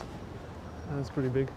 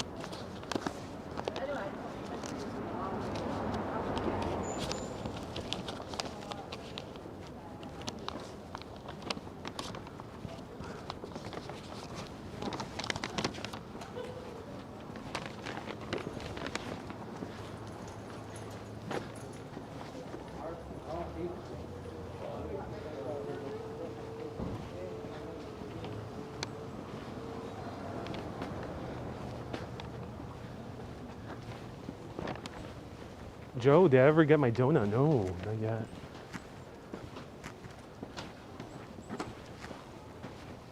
I'm doing that after the video.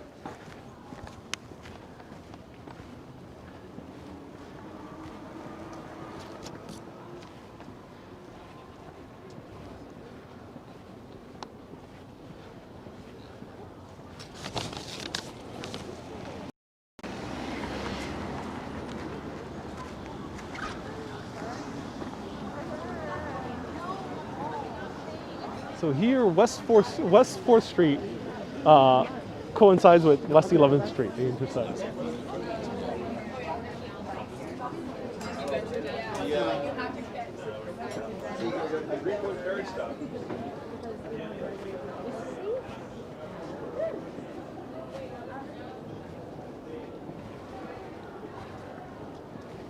Crystal says, please eat a donut. I'm trying to chill on the sweets, and I need to eat vicariously through you. maybe, Crystal.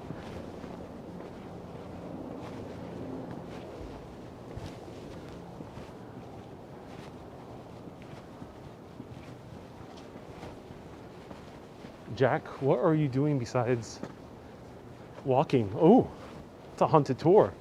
We're going to our final stop, but we're zigzagging through the West Village. What camera am I using? I'm using the iPhone 11 Pro Max to the extreme.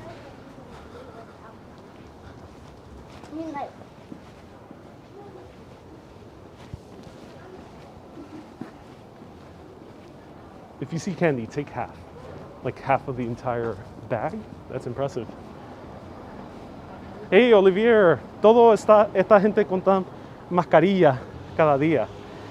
There's a lot of people with masks today. Sí, hay muchas personas usando aquí mascarillas. Es bien normal.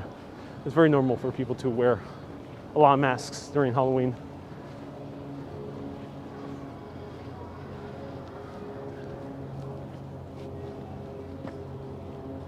So we gotta go this way.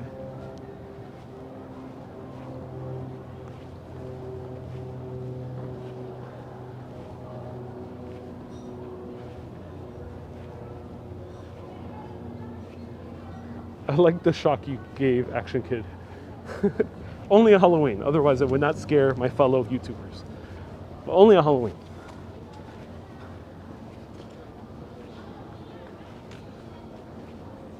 There we go. It's a posh area, yep. West Village, once you get more west into the village, more posh it is. Oh, so this is full. Whoa. Huge group in front of the exact house I want to talk about. And here is the Waverly Inn. Crazy, crazy gigantic group.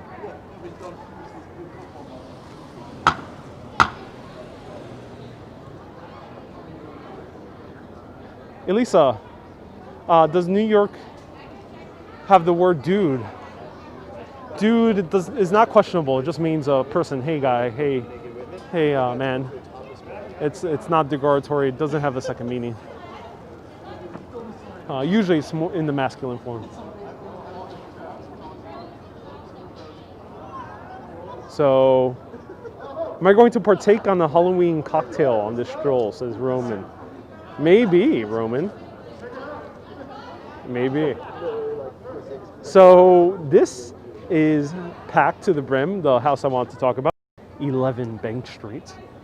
But we'll talk about it from this distance as a huge group of children end up going out trick-or-treating, which is awesome. But first, let's talk about the Waverly Inn. Luckily, the Waverly Inn now is open. This is one of the most exclusive, used to be one of the most exclusive restaurants in New York City. It's technically a private club, so it was never opened up as a public restaurant. And hence, they will only admit people who are very, very famous, or if you knew someone. Thus, this would be the hangout for A-list celebrities. They didn't quite have too much outdoor seating. They used to only have outdoor seating over here. Now, this also used to be an inn for a very long while. But then in 1997, a huge fire broke out here at the Waverly Inn. Before it was with its current owner, who made it into an A-list restaurant. It's no longer, I think, an A-list restaurant because it seems like it's pretty open and anyone can come in because everything is open, but they made it look very nice. 1997, a huge fire broke out here at the Waverly Inn. The thing is, when the firefighters came, they ended up finding out there was no electric outlet, there was no candle, there was nothing happened in the kitchen. There was no reasonable explanation as to why the fire broke out. The fire broke out at room 16. So the Waverly Inn gets its name because it used to be a boarding house. There was a lot of boarding houses over here, including the house right across the block, which we'll talk about soon. But room 16 has always been a rather mysterious place because many people, including the former restaurant manager that told a very well-known food publication that she ended up seeing strange happenings in room 16. Furniture would move around. Random pots and pans would swing even though there was no wind draft. And many times the employees tried to start up the fireplace at room 16. And when they would struggle to turn on that fire, they would give up in anger, like, oh, goddamn, this fire won't start.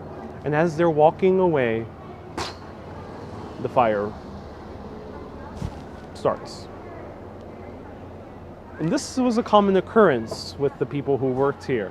They said that that was the way to start the fire, just give up and let the ghost do it. The restaurant manager said that the ghost would often help her rearrange furniture. She would leave frustrated outside room 16, and suddenly when she would come back, the furniture was rearranged exactly as she wanted. In 1997, the fire started from room 16. Then, in the early 2000s, as the new owner took possession of the Waverly Inn, took out the "ye" in front of the title, made it into a high-end exclusive private club. Now it seems to be a restaurant. A fire also broke out. This time, nothing was really that damaged except a painting showing a very lively scene of patrons hanging out. This mural was treasured by the owners, but was badly damaged. Where did the fire start? Room 16. And yet again, the fire department and its investigators couldn't find a probable cause. Employees of the Waverly Inn have been known to quit after having too many hauntings. Some employees are not bothered by the ghost at all. They see some sort of affection towards it, thinking it's rather funny that it really enjoys fires. However, right across the block, it's probably one of the best documented ghost stories in all of New York City. At 11 Bank Street, where that huge group of kids were taking a photo, well, one photo was taken inside. This one. Of a strange canister. But what was this strange canister? Who is the man in the back? Well, for that, we have to go back to the 1950s. Let's take a closer look at the house and get into the story.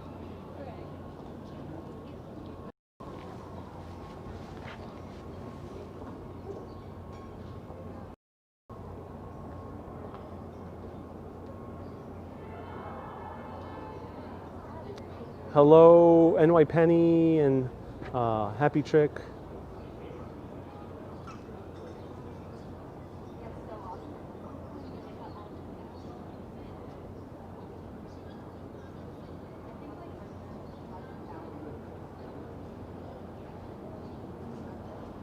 And welcome everyone, nice to see you here.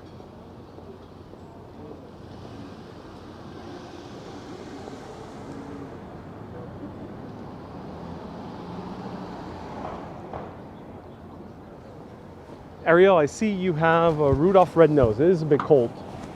I've been talking quite a while. I'm a little bit thirsty. All right. So let's get a little bit closer up. I'll talk a little about it on the side.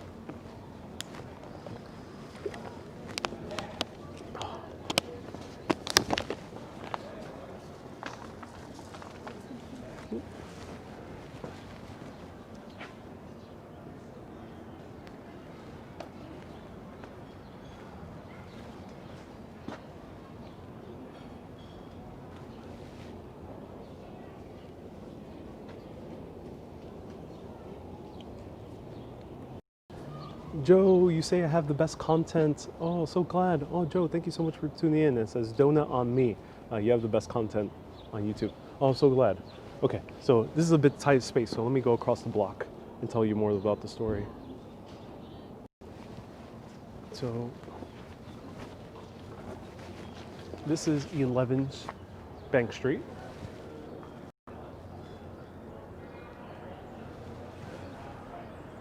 And this used to be a boarding house. But the people who end up moving here were a rather unique couple. Here's what it might have looked like, or did look like, in the 1950s, or a little bit before then. This photo was probably taken in the 1920s, 30s. The couple that moved in here was Harvey Sladen and Jeffy Kimball. Harvey Sladen was a researcher for the Manhattan Project, and Jeffy Kimball was a artist of Oswego, I might be mispronouncing that, Native American descent. And she was mostly specialized in Native American artwork, especially that involved spiritualism and shamanism. However, Harvey Sladen was a very atheist man. He did not believe in God. He did not believe in spirits. He did not believe in ghosts. Jeffy Kimball, on the other hand, loved spirits and loved the spirit tales of her Native American ancestors. They moved here in the 1950s, and she painted this. This was a spirit of a Native American. Not entirely sure what's the origin of this painting, but many of her painting has a similar look to it. Very strange. But then let's go to this photo. 1980. An article is written on the Washington Post of a woman who comes here to investigate the strange tales she heard. Jeffy Kimball already died, but Harvey Sladen was still living in this house. He remarried shortly after Jeffy's death and married to Anne Pratt.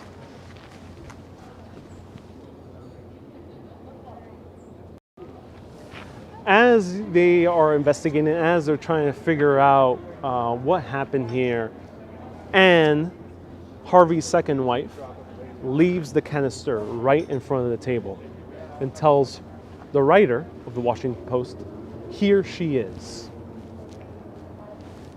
Who is she? Well, for that, we have to go back to the 1960s with a man by the name of, yep, he's coming back to our story, Hans Holzer, the original ghost hunter. And in his very first book, actually before the 1960s, 1950s, he wrote Ghost Hunter. And in Ghost Hunter, he writes about the strange happenings here. Because the Sladens were experiencing strange noises, a strange knock, ba, ba, ba, ba, ba, ba, all throughout the night on the top floor. Ba, ba, ba, over and over and over. They wanted to do repairs because they bought this and it used to be an old boarding house. So they wanted to revitalize it to make it the beautiful bohemian abode. And also they loved having dinner parties and inviting friends over. So they hired a carpenter who was an English-born carpenter, one of the best ones here in the village, and ended up fixing up the ceiling. But he also heard the knocking. Ba, ba, ba, ba, ba, ba. All the time while he was working, he was freaked out. And as he was chipping away on the ceiling, a huge canister falls. This canister read, Elizabeth Bullock remains are here. She died in 1931 at the age of 51.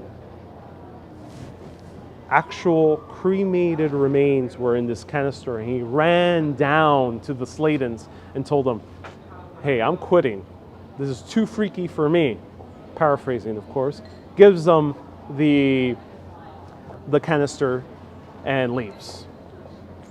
But I told you, Jeffy had a strange affection for spirits, so she wanted to keep it. They tried to find out who it belonged to, and they did find out.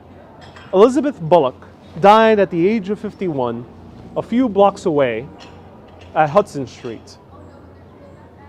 At first they thought she was hit over by a car, but then they found out that poor Elizabeth Bullock died of a heart attack on the corner of Hudson Street.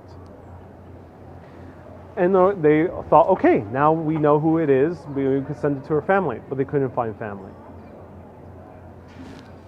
Then they try to find out, well, it's rather weird that's here, because no Elizabeth Bullock lived at 11 Bank Street. Elizabeth Bullock, the woman whose remains were in that canister hidden in the ceiling, lived in Perry Street, a few blocks away. So how did her cremated remains get there? Well, they kept the canister and they had their dinner parties. And during their dinner parties, various guests would complain of random noises that they would hear on the ceiling. And they would just say, oh, that's just Elizabeth. Then they would smell cheap perfume. Cheap perfume. Some people might have liked it, some others didn't like it. Harvey didn't quite mind. And they will also say, oh, that's just Elizabeth. So who was Elizabeth? Well, Harvey was shocked when he saw the name Elizabeth Bullock, because he suddenly remembered a man came over to their house a few weeks prior. Hey, how's it going? A few weeks prior to the repairs. And this man was asking, hey, when can I stay in the boarding house? He didn't know that it became a private residence. And Harvey, to be polite, was like, oh, I'll let you know soon. And he gave him his card. The card read, E.C. Bullock. But he lost the card. He didn't know where he displaced it, so they couldn't contact him. The word spread around very easily in this neighborhood. And a New York Times writer, very famous at the time, in the 1950s, ended up getting wind of the tale. She lived just a few blocks away. by the name of Mayers. And she wrote about it on the New York Times and loved to write about it. This got the attention of Hans Zoller. That's when he came into the house and brought over a medium by the name of Ethel. And this is her photo right here. They were tired of these hauntings, and they were a little bit worried that the knocking would continue on and on and on and on and on and on throughout the night, specifically at certain hours at the night. I think it was around between 2 a.m. and 4 a.m., which to many people who study ghosts knows that is the thinnest time where the veil between the living and the dead is located.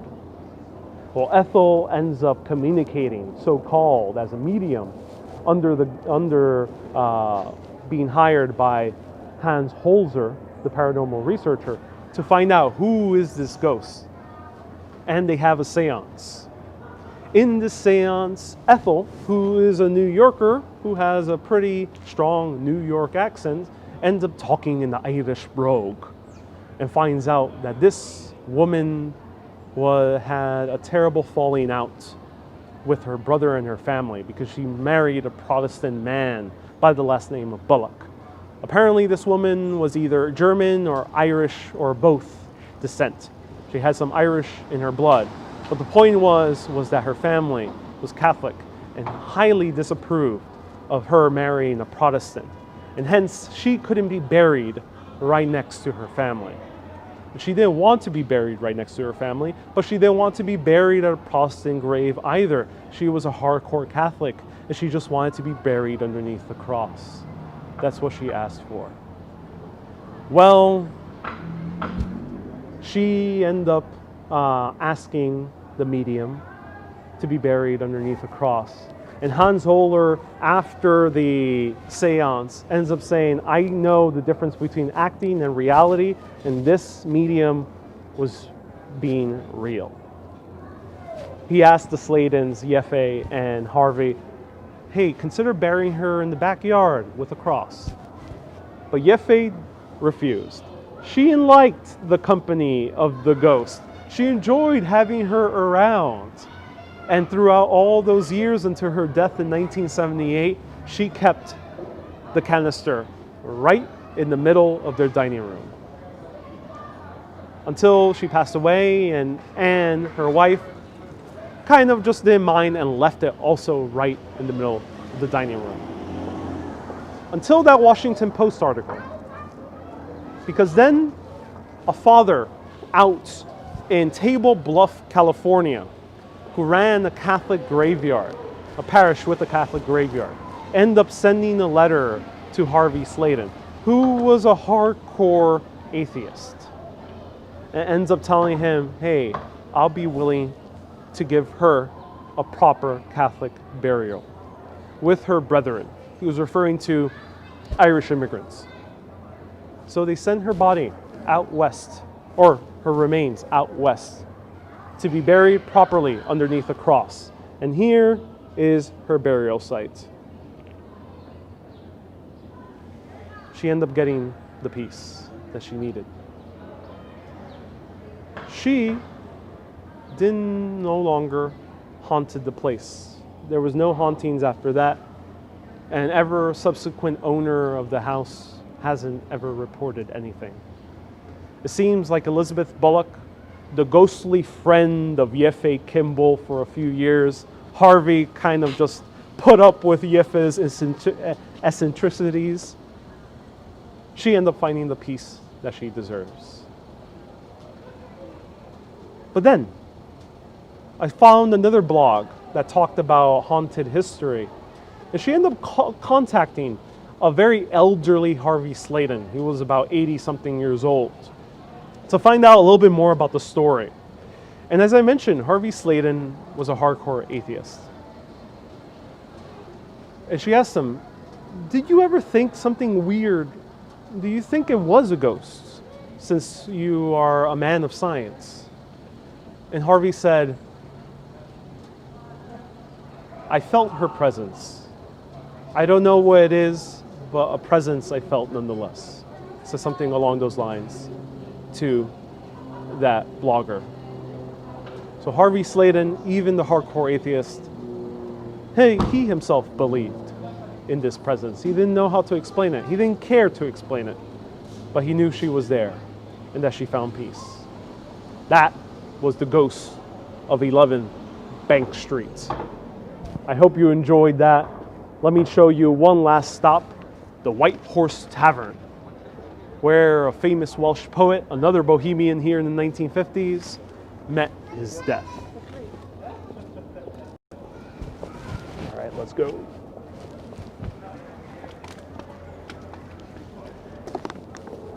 Elisa, yes, in California.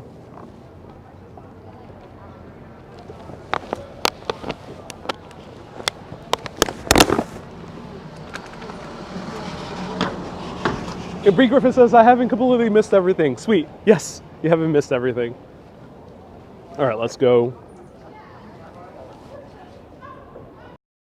For our final stop, probably 30 more minutes, maybe a little bit less, as we go to the White Horse Tavern.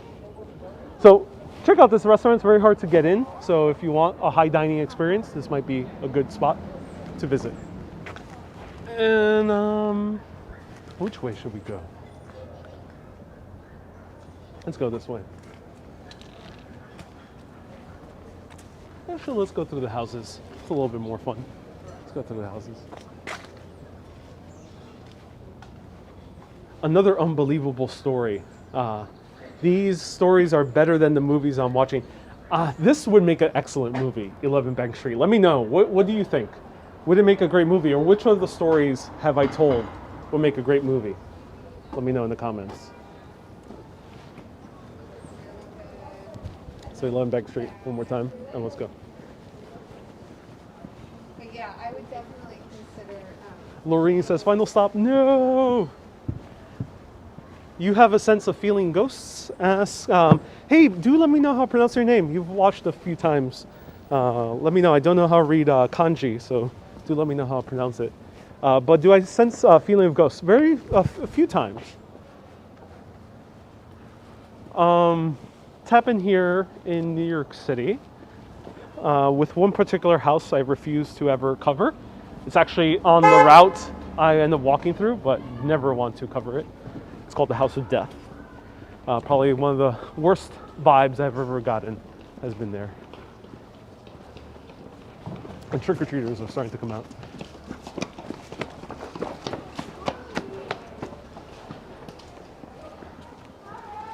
The other time was Salem's, in Salem, Massachusetts, which I covered a few weeks ago. Also felt very kind of not pleasant feeling, vibe.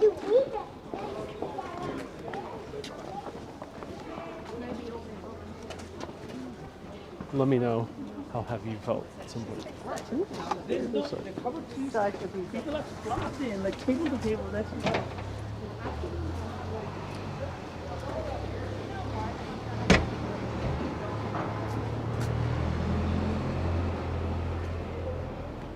Kurihara. Oh, thank you. Kurihara. I gotta remember that. Kurihara. Thank you for letting me know your name. All right, so we're gonna make our way to Hudson Street, which it's a bit tricky to find your way around the West Village, but trust me, you'll find your way eventually. It won't be too hard.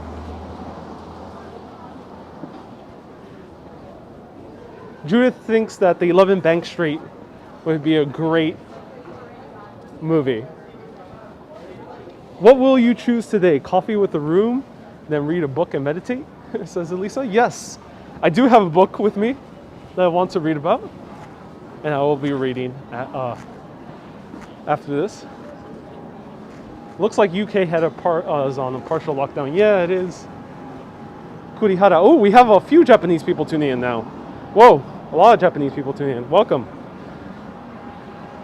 Feel free to let me know your names. How I say it, the English style, anglicized version. Lots of gay bars here. Here's a cubbyhole. And we're walking our way to Hudson, which should be this way. Let's go across this way.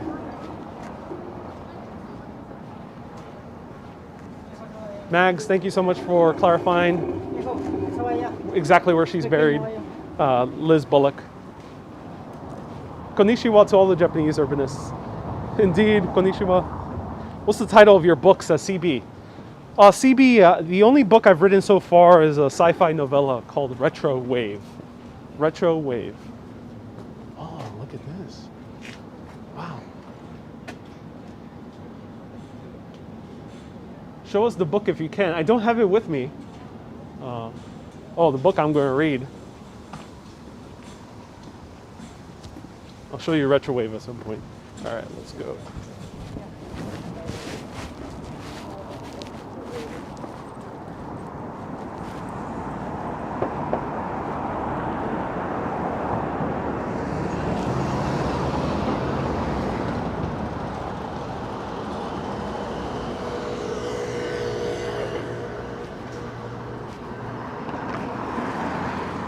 Wow, kids do trick or treat. Yeah, they do. Kids are here trick or treating.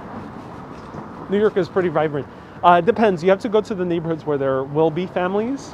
West Village is one of them. Williamsburg will probably be another one. Park Slope, definitely. There's many neighborhoods, especially if you go to Queens. There's a lot of family neighborhoods. But once you start getting to neighborhoods where there's less families, you won't see too many trick or treaters. You'll just see more adults in costume. Hey, Donald, you enjoy reading Retrowave. Oh, I'm so glad. So Hudson Street, here we are. Oh, we're only a few, like 1 block away. Cool.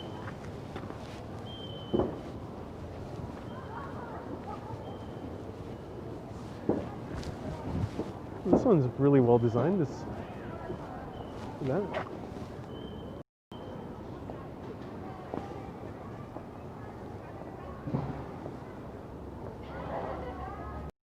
Mr. Boss says, saw me passing by AK. I did.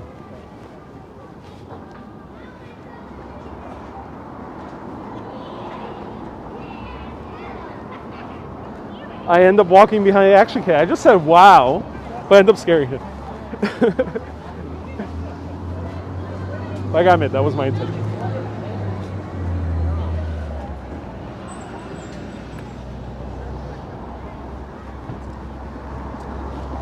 Lisa, can you talk about the film I made? I made a few short films, mostly about dance. And I made 1 drama short film, 2 drama short films. But they were just more a single scene, wasn't really a full short film. Not yet, stay tuned.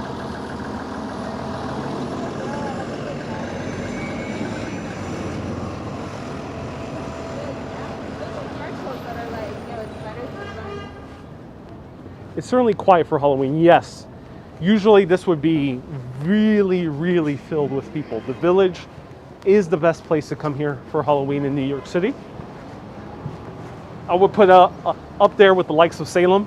So if you're not traveling to Salem or New England, come to the Village during Halloween. It's a great, great location for walking around, seeing people in costume. Kids trick-or-treating more in the West Village. More parties and bars on the East Village. And the parade whenever it resumes on 6th Avenue.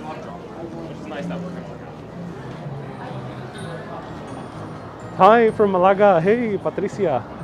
Welcome.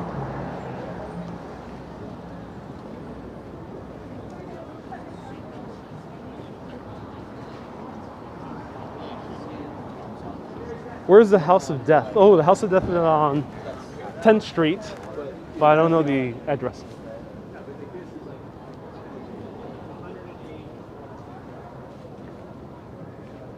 Only haunted history I refuse to talk about.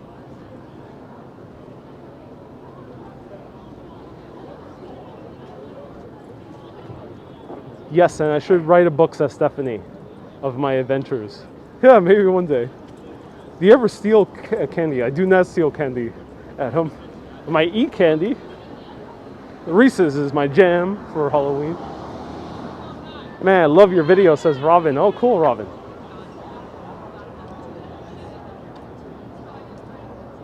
B. Griffin, I'm so glad you enjoy my videos. And everyone, our final stop. As anticipated, it's packed to the brim, so I probably won't be able to stop for a drink. This is the White Horse Tavern. This has a very interesting history. So let's take a closer look at it.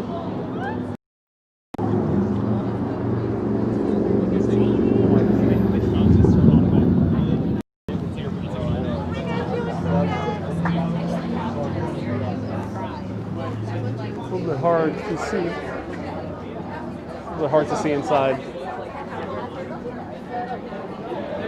I'm going to show you the bar inside.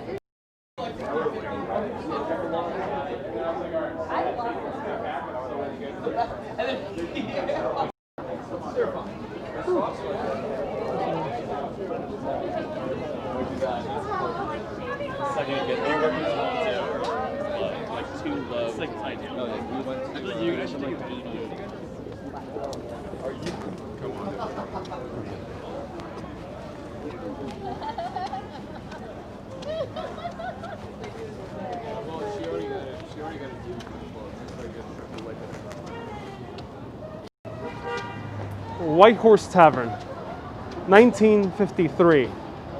This bar was a famous hangout at first for longshoremen when it was originally opened in 1880. But then longshoremen are people who worked in on vessels and kind of worked along the docks and everything. But then it became a popular bohemian spot. And again, the ghosts that I'm talking about are not bohemians or hipsters, but is the ghost of one specific individual. In 1953, a Welsh poet by the name of Dylan Thomas was drinking very heavily here at the White Horse Tavern. Now, no one knows exactly how much he was drinking, but he did love his drinking. Maybe it was because he was British and he was used to consuming large amounts of alcohol. Or maybe he did suffer from alcoholism. There's many conflicting reports. Some people say that night he drank over 26 shots of whiskey. Other people say that he was drinking pretty moderately, just heavily, but moderately. Well, nonetheless, Dylan Thomas, after a drunken night here at the White Horse Tavern, ends up stumbling to his room in Chelsea, Hotel Chelsea, ends up collapsing onto the bed, and ends up getting a terrible pain and passing away just a few short days later. However, since then, people claim that they can see a lonely Dylan Thomas, and this is how he looked like. Let me show you a photo.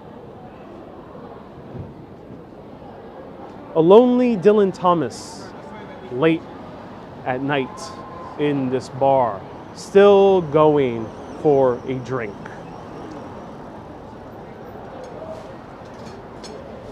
But there's something very interesting, because Dylan Thomas, people have claimed to seen his spirit, felt his presence here at the White Horse Tavern. But he wrote a very, very interesting poem. The poem was this.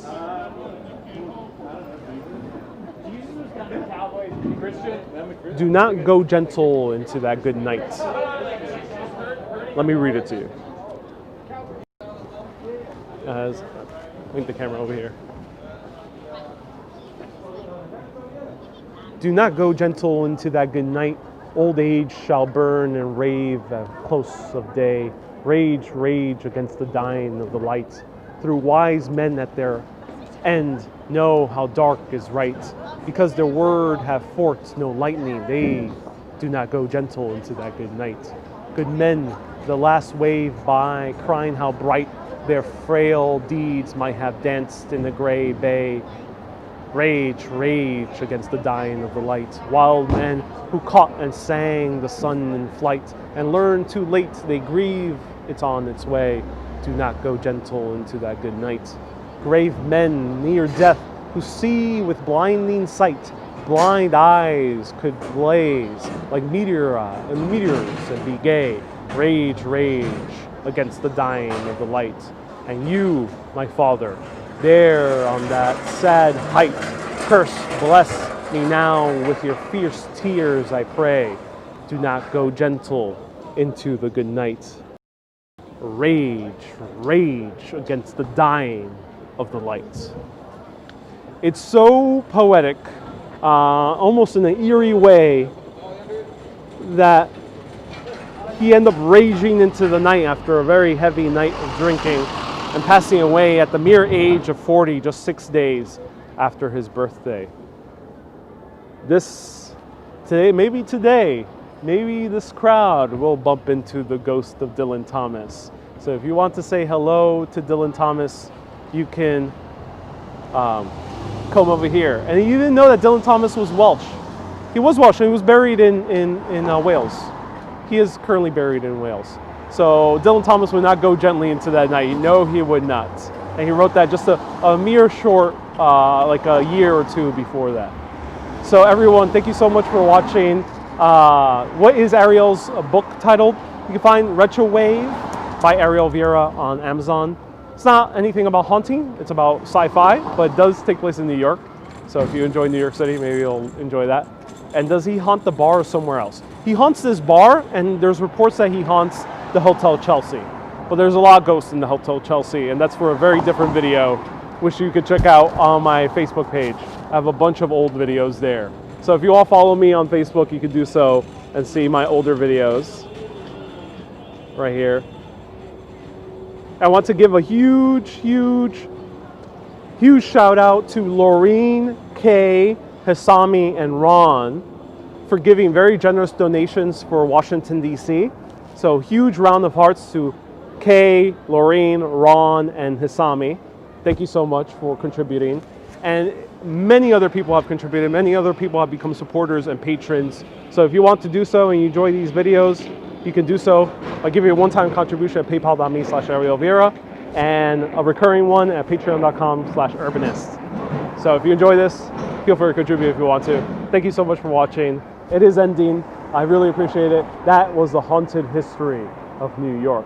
There's so much more stuff here to explore. So maybe I'll come back and show you more spooky sights. See you Wednesdays and Saturdays at 1 p.m. Have a great night, everyone. And do not go gentle into that good night. Have a great day.